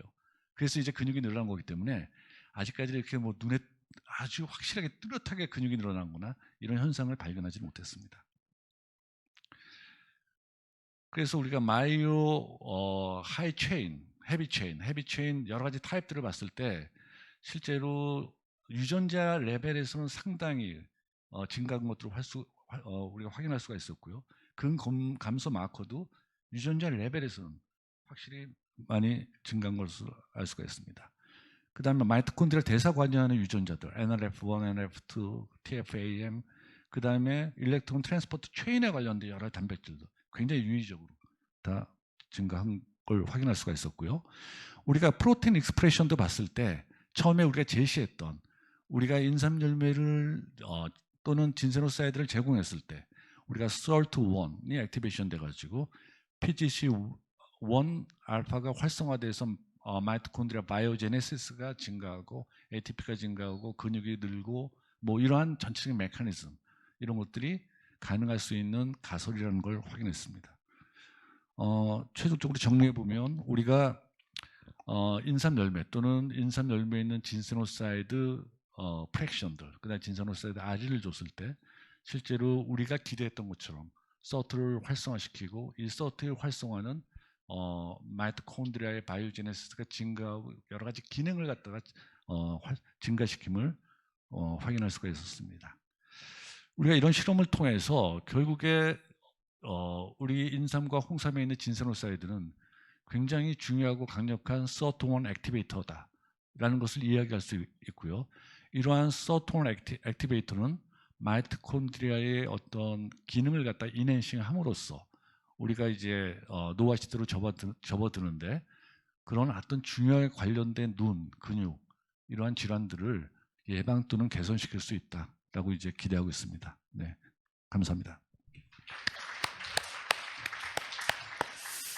저희들이 뭐 홍삼, 인삼에 대해서는 많은 지식을 그리고 연구했던 분야인데 새로운 인삼 열매라는 그런 기능성 소재를 가지고 아주 광범위하게 연구된 부분을 연구 개발부터 제품화, 사업화, 그리고 트렌드, 그리고 마케팅까지 전체를 이렇게 깊이 있는 지식을 전달해 주셔서 감사드리고요. 이상준 대표님은 이쪽 계통에서 한 30년 동안 연구 개발을 하셨던 분입니다. 그래서 이쪽에 상당한 그 노하우를 갖고 있고 또 연구 개발에 대한 권위를 갖고 계신 분이라서 상당히 좀 어렵게 모셨는데 여기 참석하신 분들한테 쉽게 그런 깊이 있게 광범위하게 설명해 주셔서 너무 감사를 드리고요. 개별적으로 이번에는 개별적으로 질문 사항이나 또 여러 가지 더 공부하신 분들은 또 계속 하실 거니까 그렇게 같이 공유할 수 있도록 이렇게 하겠습니다. 오늘 발표해 주신 이상준 대표님께 뜨거운 박수를 부탁드리겠습니다. 재밌네요. 인삼 열매. 되게 비쌀 것 같은데 어떨는지 모르겠습니다.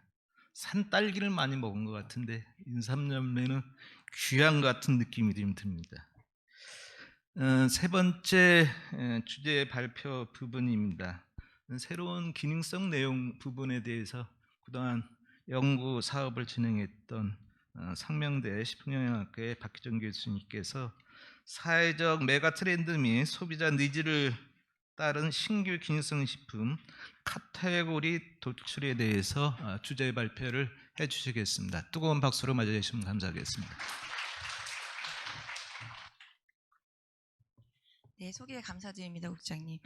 먼저 제1회 건강기능식품 연구에 너무 축하드리고요. 그다음에 제1회 특별한 자리인데 또 초대해 주셔서 정말 감사드립니다. 그리고 더불어서 한국건강기능식품협회, 그다음에 건강기능식품 미래포럼도 감사드리는 바입니다.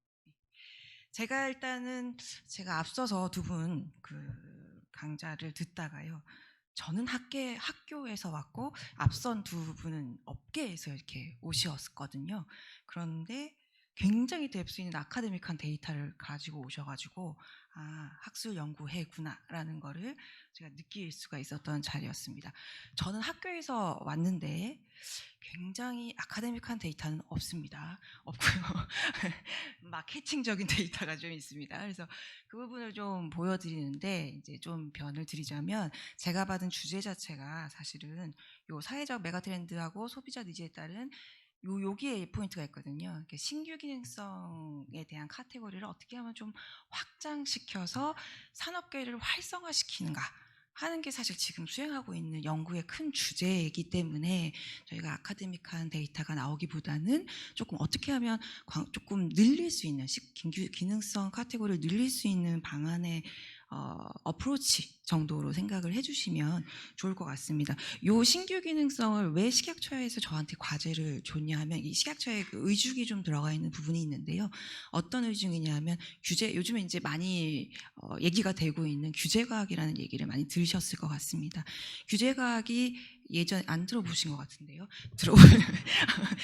아무도 끄떡하시는 분이 없으셔가지고 규제과학이라는 거 지금 식약처를 중심으로 해서 학교에 지금 식품에 관련 관련돼서는 3개 학교에 이미 규제과학 인력을 양성하고자 아카데믹한 코스를 지금 진행을 하고 있고요. 그다음에 그거에 따라서 예전에는 저는 이제 이렇게 말씀드리거든요. 예전에는 식약처에서 규제 과학을 이렇게 진행을 했었다면 지금은 식약처가 규제 과학을 좀 하고 싶은 그런 상황인 것 같습니다. 그 말은 뭐냐 하면 지금 것은 식약처가 저희가 개별인정, 오늘은 주로 개별인정형 위주로 말씀을 드릴 텐데, 개별인정형은 산업체에서 열심히 이렇게 아까 좀 연구하셔서 이렇게 서류를 이만큼 가지고 식약처에다가 접수를 해주시면 거기서 이제 열심히 이제 진행을 하셔서 심사를 하셔서 인정해줄 수 있다 없다 이렇게 하면서 기능성 카테고리가 사실 하나씩 늘어왔었습니다. 근데 지금은 그렇지 않습니다. 21년도 정도부터는 식약처에서 선제적으로 미리 평가 가이드를 먼저 드렸었어요. 예, 드렸었고 그거에 따라서 이미 연구가 일부 되고 있는 부분들은 그쪽의 평가 가이드를 보고 바이오마커를 조금 더 수립을 하신 다음에 접수를 해주십사 이렇게 지금 얘기가 되고 있고 수시로 공청회를 진행하면서 그거에 대한 이해도를 업계와 나란히 하고자 열심히 노력하시는 걸로 제가 알고 있고요. 그거의 일환으로 제가 지금 사업을 진행해서 얘기를 하고 있습니다. 하고 있는데 첫 번째는 저희가 그래서 지금 현재 나와 있는 헬스클레임 카테고리가 뭐가 있느냐에 대해서 간단히 좀 정리를 해드리고요. 그다음에 업체에 계셔가지고 대부분 다 여기 지금 대부분 개별인정을 많이 진행하시는 업체에서 오신 것 같은데요. 많이 알고 계시리라 생각이 됩니다. 그래도 한 번 더 봐주시고요. 그거에 따라서 헬스클레임별로 기능성 평가 가이드가 다 있는 건 아니거든요. 그렇지만 최근 3년 동안 평가 가이드를 될 수 있으면 다 매치시켜서 다 내보낼 수 있도록 노력하고 있습니다. 그다음에 목차를 좀 보시면 건강기능식품 판매 추이 변화가 약간씩은 있는 부분이 있어서 제가 한 장만 좀 가져와서 말씀을 좀 드리고자 하고요. 그다음에 본격적으로는 3, 4, 5, 6번이 되겠는데 신규 기능성을 그러면 우리가 어떻게 선제적으로 미리 확장을 할 거냐에 대한 부분이 사실은 굉장히 많이 디스커버리가 되고 있습니다. 여러 방면으로 되고 있고요. 그 방면에 대해서 어떻게 메가 트렌드는 어떻고 글로벌 기능성은 어떻고 글로벌 신제품은 어떤 게 나오기 때문에 기본적으로 우리가 기능성 카테고리를 디테일하게 조금 더 확장할 수 있겠다라는 아주 베이직한 카테고리를 가지고 가고요. 그 플러스 해서 이제 소비자 실제로 정성 분석과 정량 분석 진행한 부분이 있어서 소비자 정성 정량 분석 데이터를 좀 보여드리고자 합니다. 그리고 최종적으로 5번에 가시면 신규 기능성 이제 후보들이 이제 도출이 되게 됩니다. 그런데 사실은 여기 도출이 되고 나면 저기 이제 작게 제가 써져 있는데 과학적 근거 수집이 사실 엄청 큰 배리어가 됩니다. 여기서 과학적 앞에서 많은 기능성 카테고리들이 나오거든요. 그런데 과학적 근거에 대한 허들이 넘지 못하면 저희가 식약처한테 이걸 인정해 주라. 카테고리로 신규 카테고리로 될 수 있다라고 얘기를 할 수가 없습니다. 그래서 여기에 저희는 많이 힘을 싣고 있는 그런 상황이 되겠습니다. 그래서 23년도에 평가 가이드가 또 추가로 도출돼서 아마 오픈이 될 하반기에 오픈이 될 기능성들이 있습니다. 그래서 그거에 대해서 잠깐 말씀을 드리도록 하겠습니다. 먼저 헬스 클레임 지금 나와 있는 거는 사실 저희가 지금 이렇게 얘기하면 47가지 세부 클레임이라고 얘기를 합니다. 이렇게 정해져 있고 이걸로 지금 최근 2년 동안 계속 얘기를 하고 있습니다. 그래서 47개를 보시면 굉장히 다 아마 못 보신 클레임도 있을 거라고 생각됩니다. 너무 많아서. 그래서 근데 처음에는 사실은 예를 들면 이런 부분들이 있어요. 평가 가이드에 원래는 그냥 저희가 면역 개선, 면역 기능 증진에 도움을 줄 수 있습니다. 이렇게만 나와 있었던 부분들이 있었는데요. 이런 부분들이 과민 면역이라는 별도의 카테고리로 분류를 해서 과민 면역으로 인한 직접적인 개선에 도움을 줄 수도 있고, 그다음에 과민 면역 반응에 의한 코 상태 개선이라든가 피부 상태 개선 이렇게 좀 세부 카테고리로 기전별로 저희가 쪼개서 지금 가는 것도 하나의 큰 축이 되겠습니다. 그래서 지금 굉장히 홀리스틱 바이오 대표님하고 지금 그 아모레퍼시픽에서는 기전별로 굉장히 세부적으로 많이 보신 걸로 나오는데 사실 미토콘드리아 관련되는 기전은 제가 기억하기로는 평가 가이드 내부에는 없거든요. 그래서 그런 부분은 저희가 오늘도 그렇고 코멘트를 이렇게 주시면 바이오마커 업데이트도 계속 진행하고 있기 때문에 그런 부분을 저희가 세팅을 하는데 도움을 많이 드릴 수 있을 거라고 생각을 합니다. 요거는 항상 식약처에서 이거는 꼭 빼지 말라라고 얘기하는 부분들이 있습니다. 왜냐하면 많이 원하시는 것 중에 하나의 시장이 이미 기능성 불인정 범위로 속하는 부분에 대해서 니즈가 굉장히 많으세요. 산업체 부분도 그렇고 소비자 부분도 그렇고. 그래서 보시면 아시겠지만 성에 관련되는 내용은 좀 힘든 부분들이 있으니까 그거에 대해서는 좀 말씀을 하기 힘드실 것 같다는 생각이 듭니다. 앞서서 나왔던 헬스 클레임에 관련되는 이제 평가 가이드 내용에 대한 부분인데요. 평가 가이드 같은 경우에는 2012년부터 이제 평가 가이드가 만들어져서 2017년까지 쭉 까만색 부분으로 된 게 이제 재정의 사항으로 쭉 만들어져 있습니다. 이 재정 부분이 2018년도, 19년도 쭉 23년도까지 진행이 되면서 지금 이렇게 개정판까지 나왔고요. 이 사이사이에 저희가 파란색 부분으로 되어 있는 게 새로운 기능성으로 사실 선제적으로 미리 산업체의 평가 가이드를 제시한 케이스가 되겠습니다. 그래서 오늘은 이 파란색 부분의 평가 가이드를 선제적으로 어떻게 제시하게 되었는지 방법상의 문제를 조금 말씀을 드리고자 하고요. 여기 오렌지색으로 되어 있는 거, 오렌지색이 잘 안 보이시죠? 재정이라고 되어 있는데 어린이 키성장에 대한 부분입니다. 어린이 키성장은 사실은 이미 인정 소재가 있기도 한데 평가 가이드가 없었던 부분이 있어서 이 부분은 저희가 평가 가이드를 만들려고 하고요. 앞서서 보여드린 헬스 클레임 중에 평가 가이드가 없는 게 3개 정도 있는 것 같습니다. 근데 그것은 아직은 계획에 없습니다. 왜냐하면 기능성으로서의 역할에 대해서 아직 조금 저희가 이슈 사항이 조금 있어서 그 부분은 저희가 바로는 안 될 것 같다라는 생각이 조금 들고요.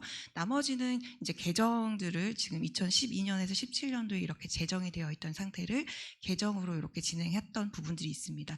개정으로 진행했던 부분은 주로 저희가 바이오마커 업데이트에 굉장히 중점을 두고 평가 가이드를 다시 개정을 했거든요. 바이오마커 같은 경우에는 신규 바이오마커, 그러니까 새롭게 저희가 기술적인 발전을 이루면서 새롭게 간 건강하고 밀접하게 연관이 있는 바이오마커가 새롭게 막 나옵니다. 그런 부분들은 반드시 넣을 수 있게 그렇게 지금 개정 작업을 할 수 있고요. 제가 개정 작업을 하다 보니까 또 어떤 부분들이 발생이 되냐면 바이오마커가 굉장히 중증인 환자에서 나타나는 바이오마커들이 중간에 조금씩 껴 있어요. 전부 다는 아니지만 그런 부분은 또 저희가 빼고 진행을 합니다. 왜냐하면 어차피 결과가 안 나와요. 중증 바이오마커들은. 그러니까 저희는 리스크에 대한 서브젝트만 이용을 하는 거니까 어차피 안 나오기 때문에 그런 부분은 충분히 뺄 수 있다라고 판단을 내리고 지금 개정 작업을 진행 중입니다. 요것은 잠깐 말씀드리고자 하는데요. 건강기능식품 기능성별 판매액 순인데 이게 지금 고시형하고 개별인정이랑 같이 묶여있는 판매액 순이에요. 2018년, 19년, 20년 트렌드를 이렇게 보시면 되시는데 여기에서 이제 저희 같은 경우에는 이렇게 지금 색상별로 나와 있는 게 5가지 탑5를 제가 네모로 찍었는데요. 이게 뭐냐면 개별 인정형 탑5 매출 순위입니다. 21년도 기준에 이거 21년도 여기 생산 실적에 다 있습니다. 보시면 됩니다. 다 있습니다. 그래서 보시면 제가 또 굳이 또 이 자료를 만든 이유는 뭐냐면 왜 식약처에서 선제적으로 기능성 평가 가이드를 만들고 싶어하고 신규 기능성을 만들고 싶어하냐에 대한 문제 때문에 그런데요. 가장 원천적으로는 식품을 굉장히 활성화시키고 싶다는 게 가장 크고요. 식품 산업을 건강기능식품 산업을 활성화시키고 싶다는 게 되게 많고 이렇게 보시면 면역 기능 같은 경우에는 시대에 따라서 조금 떨어졌다가 다시 올라갔다가 떨어졌다가 이런 부분이 있고요. 피레개선 같은 경우에는 비슷한 수준으로 지금 몇 년째 계속 자리를 차지하고 있는 부분도 있습니다. 그런데 의외로 말씀 안 드리겠지만 좀 떨어지는 게 이제 눈에 보이는 쪽도 있습니다. 그리고 탑5 안에는 못 들었지만 떨어진 거 제가 말씀드렸죠. 올라간 것도 21년에 갑자기 이렇게 많이 올라간 것도 눈에 보이실 것 같습니다. 그리고 탑5 안에는 들지 않았지만 새롭게 접근해서 20년, 21년에 새롭게 들어온 기능성도 있습니다. 이게 개별 인정형으로 봤을 때는요. 그러니까 그 말은 무슨 말이냐면 사실 이거를 실제적으로 매출 데이터는 가장 파이널 데이터가 되겠지만 그 사이에 일어나는 일련의 과정들을 봤을 때 산업체도 그렇고 소비자도 그렇고 여기 있는 거 기존에 있던 그 탑5 안에 들어있던 거 말고 새로 이것 좀 하면 안 되나요? 아니면 이런 기능성은 해외에는 파는데 왜 국내에는 없나요? 이런 질문들을 굉장히 많이 받습니다. 근데 그게 다 바람이라고 생각을 하거든요. 그게 또 활성화시킬 수 있는 방법이 될 수 있다고 생각하고요. 그래서 이 기능성물 판매를 보시면 순위가 계속 바뀌고 있고 소비자들이 원하는 부분들이 계속 바뀌고 있기 때문에 선제적으로 식약처에서는 뭔가 계속 다양한 방법의 기능성 카테고리를 확대하고 싶다라고 얘기를 하고 있는 것 같습니다. 네. 그래서 그러면 저희가 이제 확대를 하고 싶은데 어떻게 해야 되냐에 대한 이제 방법상의 문제인데요. 저희가 처음에는 이랬습니다. 처음에는 일단은 기본적으로는 지금 메가 트렌드가 굉장히 많이 바뀌고 있어. 글로벌 메가 트렌드가 바뀌고 있기 때문에 메가 트렌드를 좀 정리를 해서 메가 트렌드 변화에 따른 혹시 기능성 카테고리가 좀 나오지 않을까라는 생각으로 메가 트렌드를 좀 봤습니다. 대분류, 소분류를 좀 나눠가지고요. 요거는 이제 전문가 협의체를 좀 통해서 기본 데이터를 가지고 전문가 협의체를 통해서 저희가 냈었던 데이터고요. 인구 구조 변화 앞에 있는 5가지, 기술 변화 가속화, 그다음에 환경 문제에 대한 세계 경제 지형에 대한 부분, 그다음에 굉장히 문화적 다양성이 굉장히 많이 버라이어티해졌다 하는 부분들에 대한 큰 카테고리가 좀 나타났었고요. 소분류들은 이제 보시면 책자에도 있으니까요. 소분류를 보시면 인구 구조에 있어서는 저출산, 지금 고령화 문제 지금 굉장히 심각한 걸로 나오고, 그다음에 다문화에 대한 내용도 있습니다. 기술 변화 같은 경우에는 실제적으로 저희가 제품을 개발할 때 사용될 수 있는 기술 변화들이 있지 않겠느냐 하는 소분류 체계가 있었고요. 그 부분 중에 하나가 예방의학적인, 여기가 이제 요즘 얘기하는 개인 맞춤형에 대한 부분이 이쪽에 속할 수 있을 것 같습니다. 환경 문제 같은 경우에는 지금 사실상 요 연구를 진행을 할 때는 팬데믹 바로 직전이었었어요. 그때 가장 큰 문제가 뭐였었게요? 미세먼지였어요. 그래서 사람들이 호흡기에 굉장히 관심을 많이 가지고 요럴 때였는데 갑자기 고해 말에 팬데믹 코로나가 터지면서 갑자기 만성 호흡기계 질환에서 급성 호흡기 질환으로 질병의 트렌드가 갑자기 변한 케이스가 있었습니다. 그래서 저희가 약간 이제 수습했던 그런 부분들이 있기는 했었는데요. 사회적 변화에 따라서 그렇게 공기의 질이라던가 이런 환경적인 문제에 대한 내용도 있었고요. 그다음에 이제 글로벌 시장은 조금 국내 법하고는 상관이 조금 없으니까 조금 요건 다르게 봐도 되긴 하는 부분이긴 한데, 글로벌 시장이 확대가 되고 팬데믹에 대한 부분이 있으니까 이 부분에 대한 어떠한 카테고리도 나오지 않을까라고 생각을 했었습니다. 그리고 문화적 다양성에 대해서는요, 일단은 지금은 이제 굉장히 국가 간의 거리가 굉장히 가까워졌고요. 친구들도 굉장히 많으시죠. 그런 부분도 있고, 그다음에 주변에서 직접적으로 볼 수 있는 외국인들도 되게 많고요. 그다음에 소비자 욕구도 굉장히 강해져서 요즘엔 소비자들이 굉장히 똑똑해졌다는 걸 많이 느끼실 거예요. 스마트 초이스도 잘하시고요. 레코멘드도 굉장히 잘하시고요. 내가 뭘 먹어야 될지도 굉장히 잘하세요. 그래서 거의 전문가 수준으로 저한테 물어보시기 때문에 그런 부분들이 있었습니다. 그래서 조금 더 발맞추어 줘야 되겠다. 헬스 클레임에 있어서 그런 생각들을 많이 하면서 연구를 진행합니다. 기타 등등의 여러 가지는 이제 한번 살펴봐 주시면 되겠고요. 여기 오른쪽에 나와 있는 이런 데이터들을 기반으로 해가지고 저희가 트렌드 변화를 얘기를 했었습니다. 조금 글자는 작지만요. 제가 보여드리는 것은 그때 메가 트렌드를 가지고 제가 여기 계시는 분들한테 여쭤봤었어요. 참여하신 분도 있고 안 하신 분도 있을 거는 같은데요. 여쭤봤었어요. 그 전문가분들, 개별 인정을 직접 하시는 분들한테 저희가 여기 트렌드, 메가 트렌드에 따라서 어떤 기능성이 조금 신규로 나타났으면 좋겠는 게, 했으면 좋겠는 거가 뭐가 있을까 의견을 여쭤봤어요. 다 해드린다고는 저희가 보장을 못하지만 그래도 과학적 근거가 충분하면 저희가 얘기를 맨 처음에 해드리겠습니다. 이제 이렇게 얘기를 하면서 부탁을 드렸습니다. 이때만 해도 저희가 일일이 사실은 매출액을 보고 이제 개별 인정을 많이 하시는 업체한테 저희가 일일이 다 요청을 드렸는데요. 최근에는 저희가 건식협회 통해 가지고 저희가 온라인으로 설문도 많이 만들어서 업체분들한테 질문을 많이 하고 있는 중입니다. 그래서 만약에 그런 질문이 온다면 잘 응대 부탁을 드립니다. 개인적으로. 네. 이거는 이제 참고적으로 한번 보시면 되는데, 이때 나왔던 것 중에 저희가 검토를 많이 했었습니다. 예를 들면 질건강이라는 화두를 던져주셨어요. 그럼 질건강이 과연 기능성 카테고리로 인정이 될 만한가 안 한가? 저희는 여기서부터 숙제인 거예요. 그래서 여기서부터 가능한지 불가능한지를 계속 과학적인 검증을 해야 되고요. 여기 자궁건강, 그다음에 유해물질 흡착 반지, 뭐 이런, 그다음에 노화에 관련된 거, 그다음에 마우스도 안 나오네요. 마우스는 안 나오네요.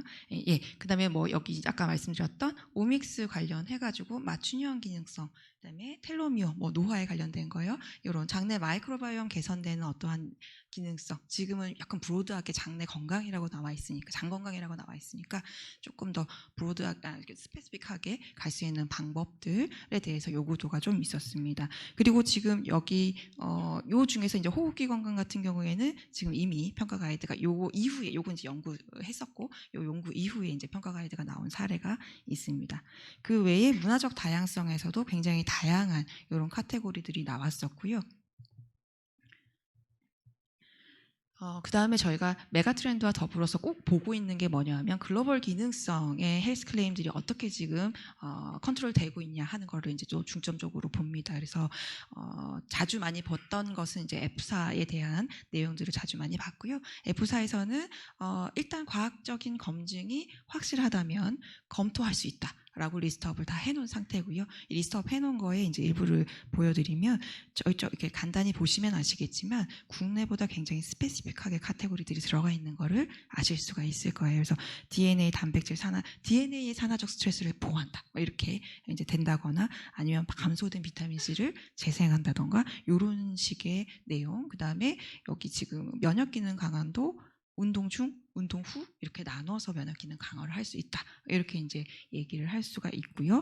임신 중에 모체의 조직을 성장을 돕는다. 혹은 모유의 촉진을 돕는다. 뭐 이런 쪽의 내용도 지금 가능한 검토가 가능한 카테고리로 나와져 있습니다. 그래서 혹시 세부적인 카테고리들에 대한 니즈가 있으신 산업체께서는 여기 밑에 그 주소가 있거든요. 주소에 들어가시면 이거보다 훨씬 더 많은 리스트업이 보이실 거예요. 그래서 들어가서 보시면서 참고를 해주시면 좋지 않을까 싶습니다. 그리고 헬스클레임 같은 경우는 저희가 이렇게 보고요. 그다음에 유급 같은 경우에는 헬스클레임으로 정리됐다기보다는 주로 많이 제품화가 되어서 나온 상태이기 때문에 제품화를 저희가 주로 보게 됩니다. 그래서 이때 보면 글로벌리는 저희가 원래는 구치 개선이 없거든요. 없는데 구치 개선에 대한 제품들도 굉장히 많이 나왔고요. 그다음에 귀건강에 대한 부분도 굉장히 많습니다. 그리고 귀건강도 그냥 귀건강, 단순 청력에 대한 부분보다는 귀에 있는 염증 이라던가 이런 구체적인 세부 카테고리들이 제품이 되어서 이미 나오고요. 기분 개선 같은 경우에는 저희 국내에 있는 헬스 클레임이랑 유사하다고 볼 수도 있고 유사하지 않다고도 볼 수 있는 좀 애매한 부분이 있습니다. 있긴 한데 이제 기분 개선, 왜냐하면 국내에 있는 건 사실 우울 쪽에 좀 가깝기 때문에 요거는 우울보다는 조금 간단한 그런 기분 개선이 되겠습니다. 그다음에 코 건강, 그다음에 수유 이런 부분에 대한 내용도 있고요. 눈물이 지금 안 그래도 안구 건조에 대한 니즈가 좀 있으신 분들이 많으실 텐데요. 기존에 있는 거 보다 눈물 생성에 조금 도움을 많이 준다 하는 부분들에 대한 서플먼트도 이미 나와 있습니다. 그다음에 식욕 억제 이제 뒤쪽에 있는 부분들이 있는데 지금 국내의 헬스 클레임 같은 경우에는 체지방 개선에 도움을 줍니다로 이렇게 나가져 있는 부분이 있어요. 현재까지 아직 하나의 클레임으로 지금 나가고 있는데 이 부분은 식욕 억제를 통해서 체지방의 효과가 있습니다. 체지방 개선에 도움을 줍니다. 뒤쪽에도 있는데 페퍼, 그러니까 지방의 지방 산화에 도움을 주면서 체지방 개선에 도움을 줄 수 있습니다. 이렇게 이제 저희가 세부 헬스 클레임에 대해서 가능도 있겠다, 가능할 수도 있겠다라는 생각으로 지금 연구는 진행 중이고요. 이제 멀미 완화라던가 부종에 대한 부분도 저희가 진행을 하고 있습니다. 그다음에 모발 손톱 건강은 하도 많아가지고요. 근데 모발은 이미 평가 가이드가 나왔고 이미 평가 가이드가 나온 지 1년도 안 돼서 개정판도 나왔습니다. 그래서 그 부분이 있는데 아직 손톱에 관련되거나 뭐 그런 부분은 없죠. 예, 아직 없고요. 그다음에 목 건강, 그다음에 유아를 이렇게 타겟지어서 이제 아기들한테서도 이제 인후, 가래 이런 부분에 대한 서플먼트도 나오고 있습니다. 그다음에 조금 전에 말씀드렸던 체지방 감소인데 얘는 펫번 통해서 체지방 감소를 일으킬 수 있는 부분. 그다음에 디톡스 통해서 스페인이나 프랑스에서 나오는 제품들이 있었고요. 그다음에 근육 떨림 개선에 대한 부분도 사실 저희는 없는 상황인데 호주에서는 이거에 대한 헬스 클레임이 있습니다. 그리고 마지막으로 일본 같은 경우에는 요산 감소에 대한 서플먼트도 이미 있기는 합니다. 그런데 자체적으로 요산 감소에 대한 얘기도 있기도 합니다. 네, 여기까지만 얘기하고 넘어가도록 하겠습니다. 그래서 메가 트렌드나 글로벌 헬스 클레임이나 아니면 글로벌 서플리먼트들을 저희가 살펴보고 우리한테 없는 새로운 기능성의 영역이 어떤 것이 있느냐 를 이렇게 쭉 저희가 풀링을 하는 작업을 가지고요. 그 풀링한 거의 일환이기도 한데 소비자 정성 분석을 통해서 소비자는 직접적으로 소비자 입에서 어떤 얘기가 나올지 궁금해서 이제 풀링하는 는 방법 중에 하나로 소비자 정성 분석을 좀 진행을 했습니다. 이때가 진행했을 때가 21년이었고요. 21년도에 저희가 해외 직구 경험자를 좀 꼭 넣어서 정성 분석을 해봐야 되겠다. 왜냐하면 우리나라에 없는 거를 구매하는 이유가 분명히 있을 거기 때문에 이때만 해도 지금 넣어서 저희가 정성 분석 FGD 진행을 했었고요. 그 다음에 40, 50대 남성, 40, 50대 여성 이렇게 해서 저희가 FGD 진행을 했었고 이들이 이제 주된 타겟층이었기 때문에 그러니까 서플리먼트에 대한 주된 타겟층이었기 때문에 이들을 대상으로 저희가 표본을 구성을 해서 소비자 정성 분석을 진행을 했습니다. 대부분 그냥 일반인을 한 건 아니고요. 소비자 고관 여자들, 건강기능식품을 많이 먹고 있는 사람들 혹은 많이 사고 있는 사람들을 대상으로 저희가 표본을 구성해서 진행을 했습니다. 요것은 제가 일단은 자세하게 보시라고 거기 그 자료에는 심어놨어요. 그러니까 소비자 모멘텀도 중요하니까요. 이게 보시면 지금 직구에 대한 현황을 잠깐 정리만 해드리면 21년도인데요. 직구는 이제 국내에도 유통망이 굉장히 온라인 유통망이 되게 잘 세팅이 되어 있기 때문에 직구를 굳이 안 해도 되겠다라는 의견들이 사실은 많이 있었어요. 근데 그럼에도 불구하고 직구를 하는 사람들이 있었는데 그 사람들이 의견이 이제 중요하겠죠. 의견이 뭐냐면 예를 들면 이런 거예요. 선택의 폭이 굉장히 넓다. 예를 들면 자기는 비건 프로틴 먹고 싶은데 현재 나와 있는 건 비건이 없다. 지금 아까도 그렇지만 근육에 대한 니즈가 되게 높은 상황인데 비건들이 먹을 수 있는 프로테인이 없는 상황이다. 그래서 나는 직구를 해서 먹는다라는 얘기가 있고요. 마찬가지 일환으로 자기들 유당불내증이 있는데 프로테인 파우더 같은 경우는 대부분 유청 단백질을 이용하기 때문에 먹을 수가 없다. 그래서 직구를 이용해서 한다. 이런 부분들이 있습니다. 그래서 소재를 이렇게 선별하실 때도 이런 부분이 조금 고려가 되면 좋지 않겠는가. 예를 들면 또 이런 게 있습니다. 간 관련된 제품 중에 글루타치온이라든지 알포리포산 이런 거는 국내에 들어간 제품이 없다. 그래서 이런 것도 있었으면 좋겠어서 자기는 사서 먹는다. 그다음에 이런 내용도 있었습니다. 피부 관련해서는 기미 주근깨, 여드름이 다른 나라 제품이 확실히 개선 효과가 있다. 근데 국내에 다시 인정해주지 않는 부분이긴 한데요. 확실히 개선 효과가 있기 때문에 직구를 한다라는 내용들을 이제 말한 부분이 있었습니다. 그래서 그들이 뭘 먹고 있는지 저는 이제 그 다음부터 조사를 하죠. 왜 그게 더 효능이 있는지. 근데 정성 분석 결과 이제 건강기능식품에 대한 기대인데요. 기대는 이제 지금 다 많이 아시고 계실 거라고 생각합니다. 내가 조금 기분이 안 좋아요. 근데 병원에 가서 우울증 약을 처방받기는 굉장히 힘들죠. 그래서 기분을 조금 개선시킬 수 있는 뭐가 없을까? 씹으면서 뭐가 없을까? 이런 생각들을 좀 많이 하시는 것 같아요. 그래서 나는 병원에 갈 것처럼 심각하진 않다 지금 상태가. 그런데 그때 먹을 수 있는 거 뭐 있나? 혹은 내가 노화는 사실은 자연적인 현상이니까 노화를 예방하고 싶은데 좀 남들보다 덜 늙고 싶은데 그거에 대한 방법은 뭐가 없겠냐? 그 병원 가서 달라고 할 수는 없잖냐? 이런 니즈들이 좀 많이 있었습니다. 그리고 이제 저희 점점 많아지는데요. 30대들도 그렇고 40대도 그렇고 미혼 가구, 1인 가구들이 굉장히 많으면서 식사를 제대로 챙겨 먹기가 점점 힘든 구조가 되어가고 있는 것 같습니다. 그거를 저희는 보충제한테 건강기능식품한테 의존을 지금 많이 하고 있는 것 같습니다. 근데 저 같은 경우만 해도 하루 식사 밸런스가 좀 깨졌다 싶으면 이제 바로 자체 처방에 들어가서 먹고 있기는 한데요. 그런 니즈들이 좀 있는 것 같습니다. 신규 기능성에 대해서도 이제 여쭤봤어요. 신규 기능성 우리 좀 필요한 거 없으세요? 이렇게 이제 물어보는데 이제 물어볼 때는 본인뿐만 저희가 40, 50대 연령층을 정한 이유는 자녀분들을 1인 가구도 있지만 자녀분들 혹은 어머니, 부모님 세대랑 같이 사시는 분들도 있으셨기 때문에 본인뿐만이 아니고 자녀나 윗세대한테도 필요한 부분을 다 말씀을 좀 해달라라고 요청을 드렸던 바가 있고요. 그런 부분에 대한 내용이 여기 지금 버멘텀에 나와 있습니다. 그래서 참고해 주시면 되는데 여기 귀 밑줄 쳐져 있는 부분 보시면 이제 우울감인데 좀 가벼운 우울감, 그다음에 귀 같은 경우에는 청력 저하, 그다음에 혹시 갖고 계신가요? 손목 터널 증후군 이런 거. 지금 저희 학교에는 손목에 이렇게 이 뭐라 그러죠? 여기 차고 있는 차고 있으신 분들이 굉장히 많습니다. 보호대라고 그러죠. 보호대를 차고 있으신 분들이 굉장히 많이 있습니다. 그래서 손목 터널 증후군에 대한 내용도 좀 많이 나온 편이었고요. 치매에 대한 걱정은 항상 늘 연령대를 막론하고 많습니다. 그래서 인지기능 저하에 대한 내용을 얘기를 많이 말씀을 하세요.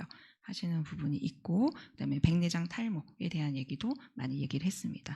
그다음에 특히나 이제 블루투스 끼시는 청년분들이 이제 많이 있으시다 보니까 다 이어폰 이제 착상을 하다 보니까 귀가 그러니까 부모님이 보시기엔 그런가 봐요. 귀가 나빠질 것 같다. 그래서 뭔가 주고 싶다라는 얘기들을 조금 많이 하시는 부분이 있어서 이제 그런 부분도 있습니다.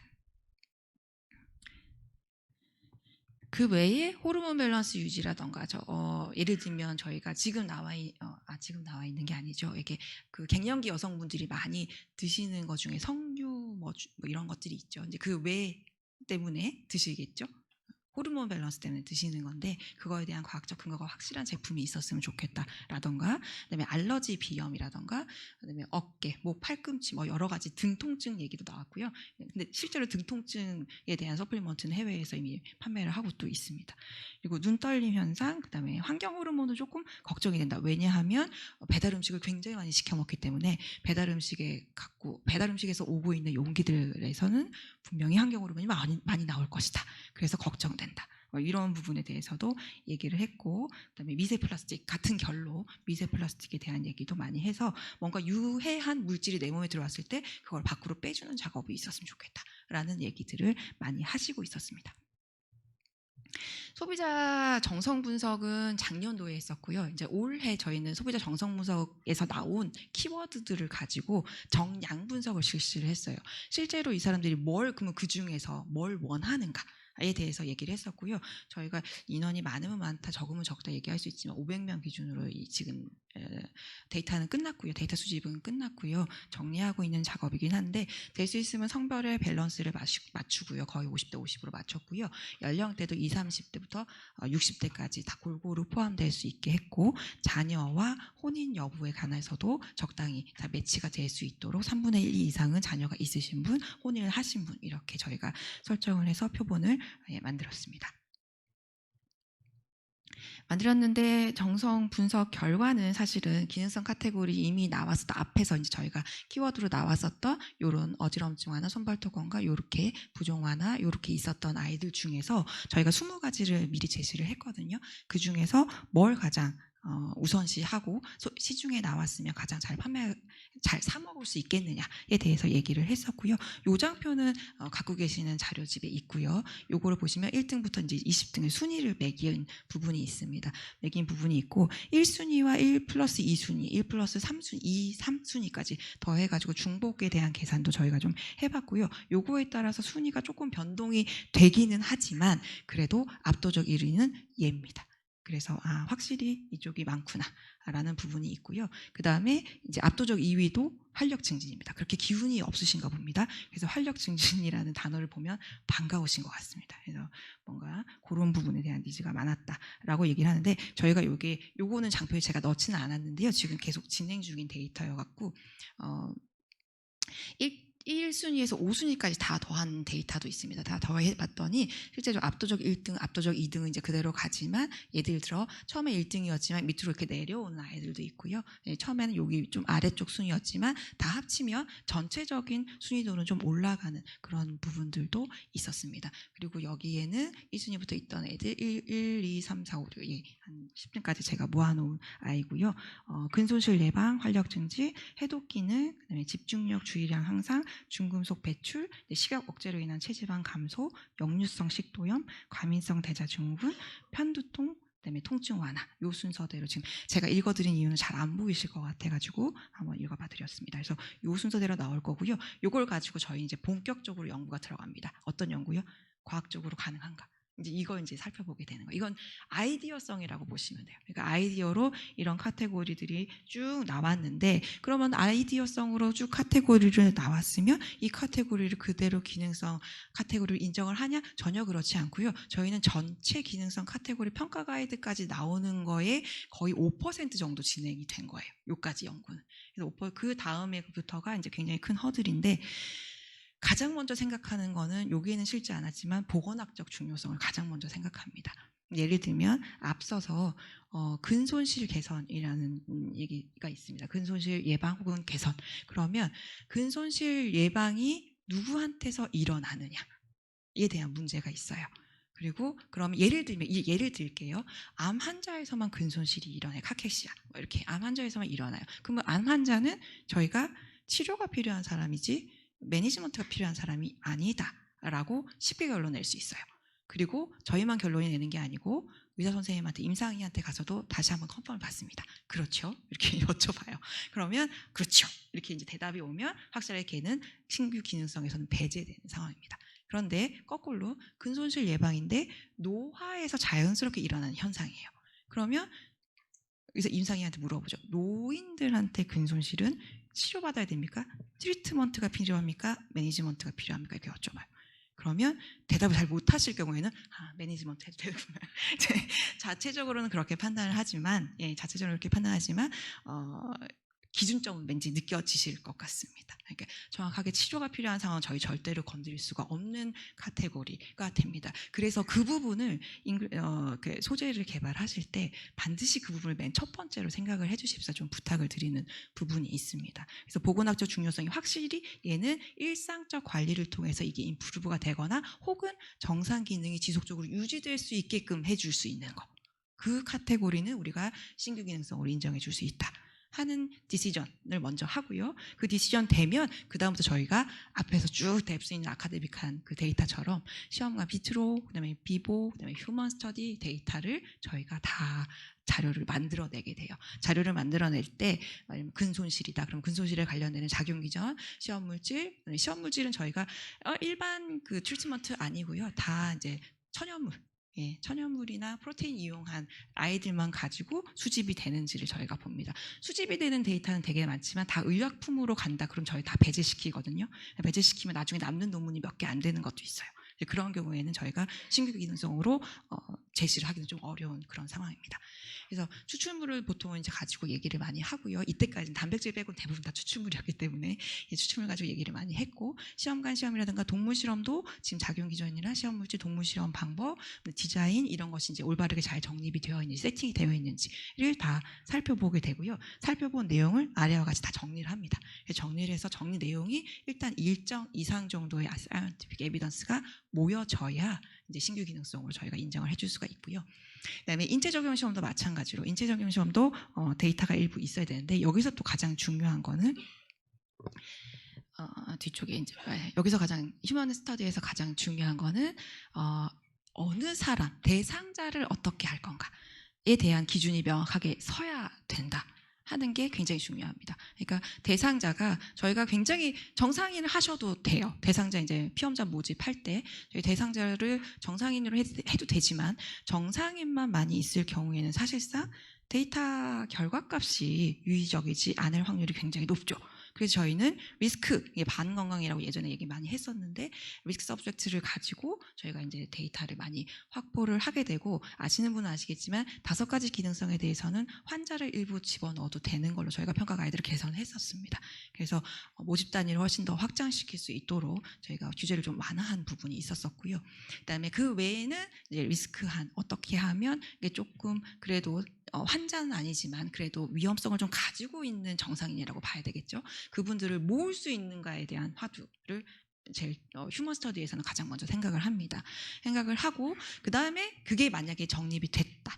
얘기를 하면 정립은 저 혼자 당연히 하는 건 아니고요. 당연히 휴먼 스터디 같은 경우에는 임상이랑 얘기를 계속 많이 진행을 해서 임상의 분 같은 경우에도 이 사람들은 환자니까 안 되고 이분들은 조금 적절히 조정을 해도 되는 분들이다라고 카테고리화 시키는 그런 부분들이 있습니다. 그리고 휴먼 스터디에 대해서는 이제 여러 가지 정리를 앞서서 말씀드린 것처럼 여기서 있는 이런 데이터들을 쭉 다 모으게 됩니다. 다 모아서 이게 몇 가지만 좀 정리를 한 내용이고요. 이미 지금 평가 가이드 나와 있는 호흡기계 지금 샘플로 가지고 왔는데요. 샘플 보시면 분석 항목만 이게 앞에 있는 건 논문명이고요. 뒤쪽에 있는 게 분석 항목인데 분석 항목에 대한 일관성이 있느냐를 저희는 굉장히 중요시하게 봅니다. 그러니까 추출물을 가지고 연구를 했고 데이터를 뺐는데 누구는 A 가지고 실험하고 바이오마커가 A 가지고 실험 누구는 B가 다 다르다. 이러면 이거는 조금 곤란하지 않나? 라는 생각이 있는데 휴먼 스터디에 있어서 그래도 저희가 이제 호흡기 같은 경우에는 PEV1이라던가 저희가 그 PF라든가 이런 부분에 있어서는 다 호흡기계 펑션 보는 풀모너리 펑션 보는 바이오마커들이거든요. 이런 걸로 다 대부분 다 보고 있었었기 때문에 저희가 휴먼 스터디를 어느 정도 세팅이 되어 있다라고 생각을 했었고요. 단계도 호흡기계에 약간 위험성을 가지고 있는 대상자라고 할 수 있는 단계를 좀 구분할 수 있는 단계가 있어요. 그래서 평가 가이드는 실려 있는데 그런 카테고리도 서브젝트로 보시면서 확인을 하시면 되고요. 그 다음에 이제 많이 또 진행을 하는 게 인비보에 대한 바이오마커 선정입니다. 휴먼 스터디가 이제 어느 정도 됐으면 휴먼 스터디에서 나오는 데이터는 엔드포인트이거든요. 프라이머리 아웃컴이라고 보면 되는데 저희는 이제 기전도 사실 어느 기전인지 확실해야 되는 부분이 있습니다. 그래서 동물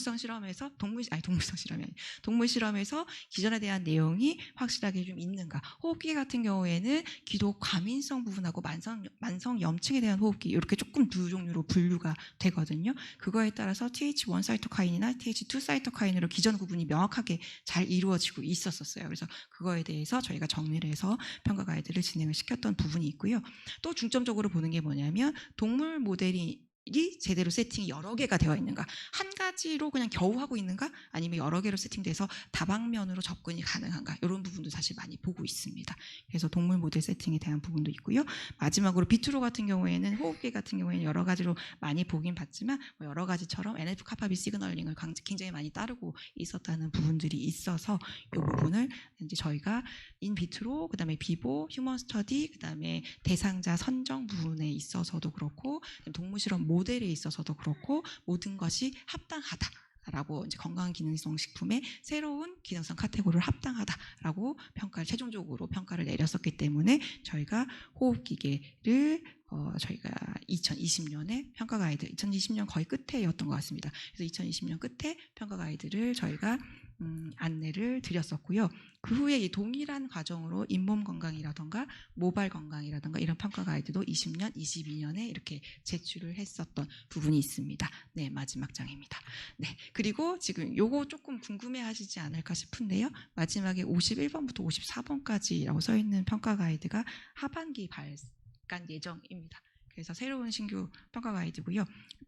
평가 가이드니까 혹시나 관련해서 연구를 하고 계셨던 분들한테는 좋은 소식이지 않을까 싶습니다. 더불어서 지금 근데 현재 48번부터 54번까지 개별 인정형으로 지금 인정되고 있는 소재는 없습니다. 현재까지는. 그리고 근데 접수는 좀 되고 있다고 합니다.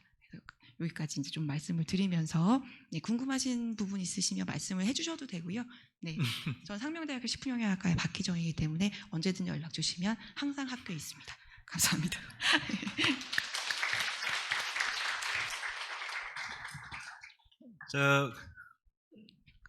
마이크는 준비 안 됐으니까요. 육성으로 하시죠. 뭐.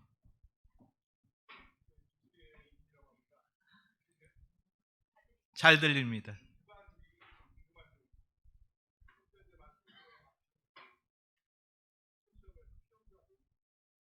인체 시험 피혼자 볼 때 정상인만 갖고는 유의성이 잘 안 나올 가능성이 있기 때문에 5개 기능성에 대해서 일부 리스크 그룹도 포함시키는 것으로 규제를 해서 했다 말씀 주셨잖아요. 근데 그게 그 5개 기능성 말고 혹시 또 다른 경우에 있어서도 그런 논란이 좀 많이 있을 경우가 있는데 그거에 대해서 어떤 판단의 어떤 근거나 이런 게 있으신지요? 이미 규제가 완화된 5개 기능성에 대한 근거가 있느냐를 말씀하시는 거죠? 아니 앞으로 할 거에 대해서 그 외에 사실상 지금 현재 연구에서는 그거에 대한 이슈는 솔직히 말씀드리면 없습니다. 그래서 향후에 이제 뭔가 더 굉장히 중요한 포인트 같아서 네. 제가 질문을 드려보는데 하여튼 일단 알겠고요. 두 번째는 혹시 검토가 필요한 기능성이 있으시면 말씀을 주시면 저희가 왜냐하면 연구 사업이기 때문에 연구는 할 수 있습니다. 그리고 말씀드릴 수 있으면 연구 결과에 그러면은 그 기존의 평가 가이드가 확립돼서 공지가 된 사항에 대해서는 그걸 변경하기는 어려울 것 같고 저희 개정 작업을 계속 진행하고 있기 때문에 그리고 향후에도 지금 개정 작업 계속 진행될 예정이기 때문에 이렇게 의견 반영은 계속 가능한 걸로 제가 알고 있습니다. 그러세요? 네. 예. 두 번째는 그 막판에 내년에 평가 가이드 나올 예정 이렇게 돼 있는 것 중에 원래 안 된다고 했던 부종이라는 언어로 안 된다고 했었는데 거기 오래 서 있는 경우에 어쩌고 저쩌고 하는 그런 내용으로 그 언어를 좀 바꿨더라고요. 네, 그렇습니다. 그래서 그거는 실제 지금 현재 검토가 되고 있고 네, 그렇습니다.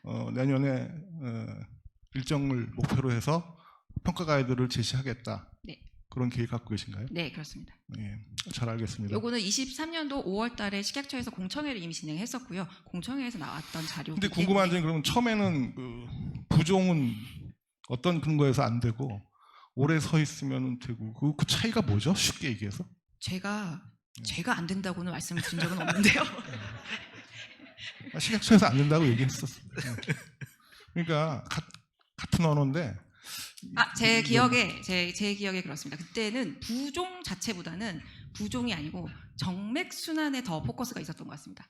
그래서 왜냐하면 정맥 순환. 예, 맞습니다. 정맥 순환에 잘못 얘기. 의해서 나오는 부종이었었기 때문에 아마도 디나이를 했었던 것 같습니다. 그러면 그 엔드 포인트는 유사한데 어떤 기전에 있어서의 차이가 분명히 있는 거라고 봐도 되나요? 정맥 순환하고 지금 저희는 그렇게 예전. 보고 있습니다. 기전이 다르면 가능하다고 봅니다. 예, 알겠습니다. 뭐 기능성 내용의 그 언어 부분이겠죠. 뭐 예를 들면 종아리 혈액 순환을 도움을 준다든가 우리 어쩌든 의약품하고 그 건강기능식품 기능성 내용 부분에서 어떤 경계가 있어서 그런 부분에 대한 아이디어와 고민이 많이 필요한 것 같아요. 그래서 그런 부분에 대해서 교수님께서 많이 좀 고민을 하고 계시는 것 같은데 질문 또 있으세요? 예, 공부하는 거니까 식사를 좀 늦게 하더라도 먼저 하면 네. 마이크 먼저 갖고 계시나요? 그러면 먼저 하시죠 뭐. 예. 저 포항공과대학교의 김용환이라고 합니다. 저는 스포츠 푸드 사이언스 랩을 운영하고 있고요. 그 아까 데이터 보여주신 거에 2018년도인가 때부터 2022년도까지 그 기능성 항목 추이, 변화 추이 1위부터 그 5위까지는 크게 변함이 없이 일정하게 면역력 개선이라든지 뭐 피로 항산화 뭐 이런 개념으로 기능성 판매 순. 네, 그렇게 보여지더라고요. 근데 그게 과연 지금 말씀하시는 사회 메가 트렌드의 변화와 크게 일목에 의해서 바뀌는 개념은 크게 없어 보이는 것 같은 거죠. 네네. 제가 그 마지막에 말씀을 드린 부분이 있었는데요. 뭐냐면 면역 기능 같은 경우하고 피로 개선 같은 경우에는 크게 변동이 없는데 새로 들어오는 뭐 20년, 21년에 새로 들어오는 카테고리들이 이제 생기기 시작하고요. 그 와중에 보면 소비자 니즈나 산업체 니즈가 굉장히 다양하게 세분화되고 있다 하는 트렌드가 있기 때문에 신구 기능성에 대해서 먼저 선제적으로 저희가 확대를 하려고 하는 연구를 그래서 진행하는 거다라고 얘기를 드렸었던. 네, 그래서 그런 그 결과에 앞으로 좀 포도 스터디를 하신다고 하면 그러니까 기능성 항목에 신규로 진입하고 하는 그런 것도 중요하지만 뭐 지금 여기 현장에 계신 산업계에 계신 분들도 있겠지만 오히려 그 기능성 식품의 세부적인 그 종속변이로 두신 기능성 항목의 세부 요인들, 즉 뭐 제형의 형태라든지 먹는 방법이라든지 이런 트렌드가 어떻게 바뀌는지를 좀 분석해 주시면 대학원생 한 분 붙여서 이렇게 시키시면 큰 도움이 될 것 같고 또 두 번째 네. 또 하나 더 궁금하다기보다는 제가 오랫동안 이제 근육 그다음에 엑서사이즈 피노타입 쪽으로 계속 해오다 보니까 그 식약처에 이 근기능 개선 관련된 이 그 분석 항목 이런 평가 기준 이런 게 제가 볼 때는 좀 취약한 것 같아요. 그래서 이거를 좀 제가 사실은 2020년도에 식약처에 문의해서 이거를 좀 보완할 필요가 있다.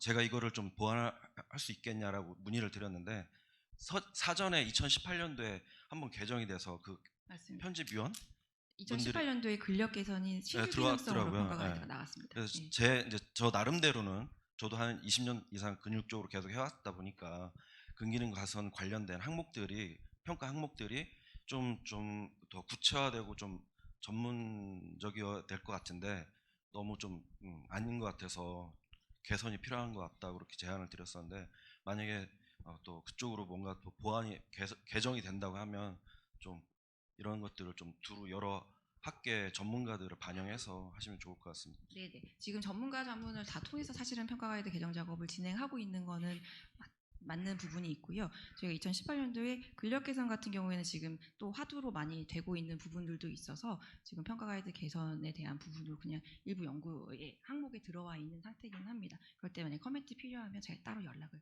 좀 드리도록 하겠습니다. 혹은 교수님께서 직접 그 식약처에다가 안을 주시면 식약처에서 또 저희한테 또 안을 주기도 하거든요. 그래서 그렇게 온라인 하셔도 괜찮을 것 같습니다. 그리고 첫 번째 말씀 주신 것 중에 제형의 다양성이라든가 이런 거에 대해서도 조금 연구를 해주시면 어떻겠냐고 말씀드렸는데 그 부분은 정말 죄송하게도 제가 하기 좀 힘들 것 같습니다. 제형의 다양성을 아마 업계에서 더 잘 아실 것 같고요. 저는 이제 실제적으로 과학적인 바이오마커들이 실제 수립이 가능한지에 대한 부분으로 많이 포커스를 보고 있기 때문에 그 부분에 대한 사항을 계속 진행할 예정입니다. 한 분만 더 질문 받겠습니다. 예, 말씀하시죠. 마이크 좀 주시겠어요?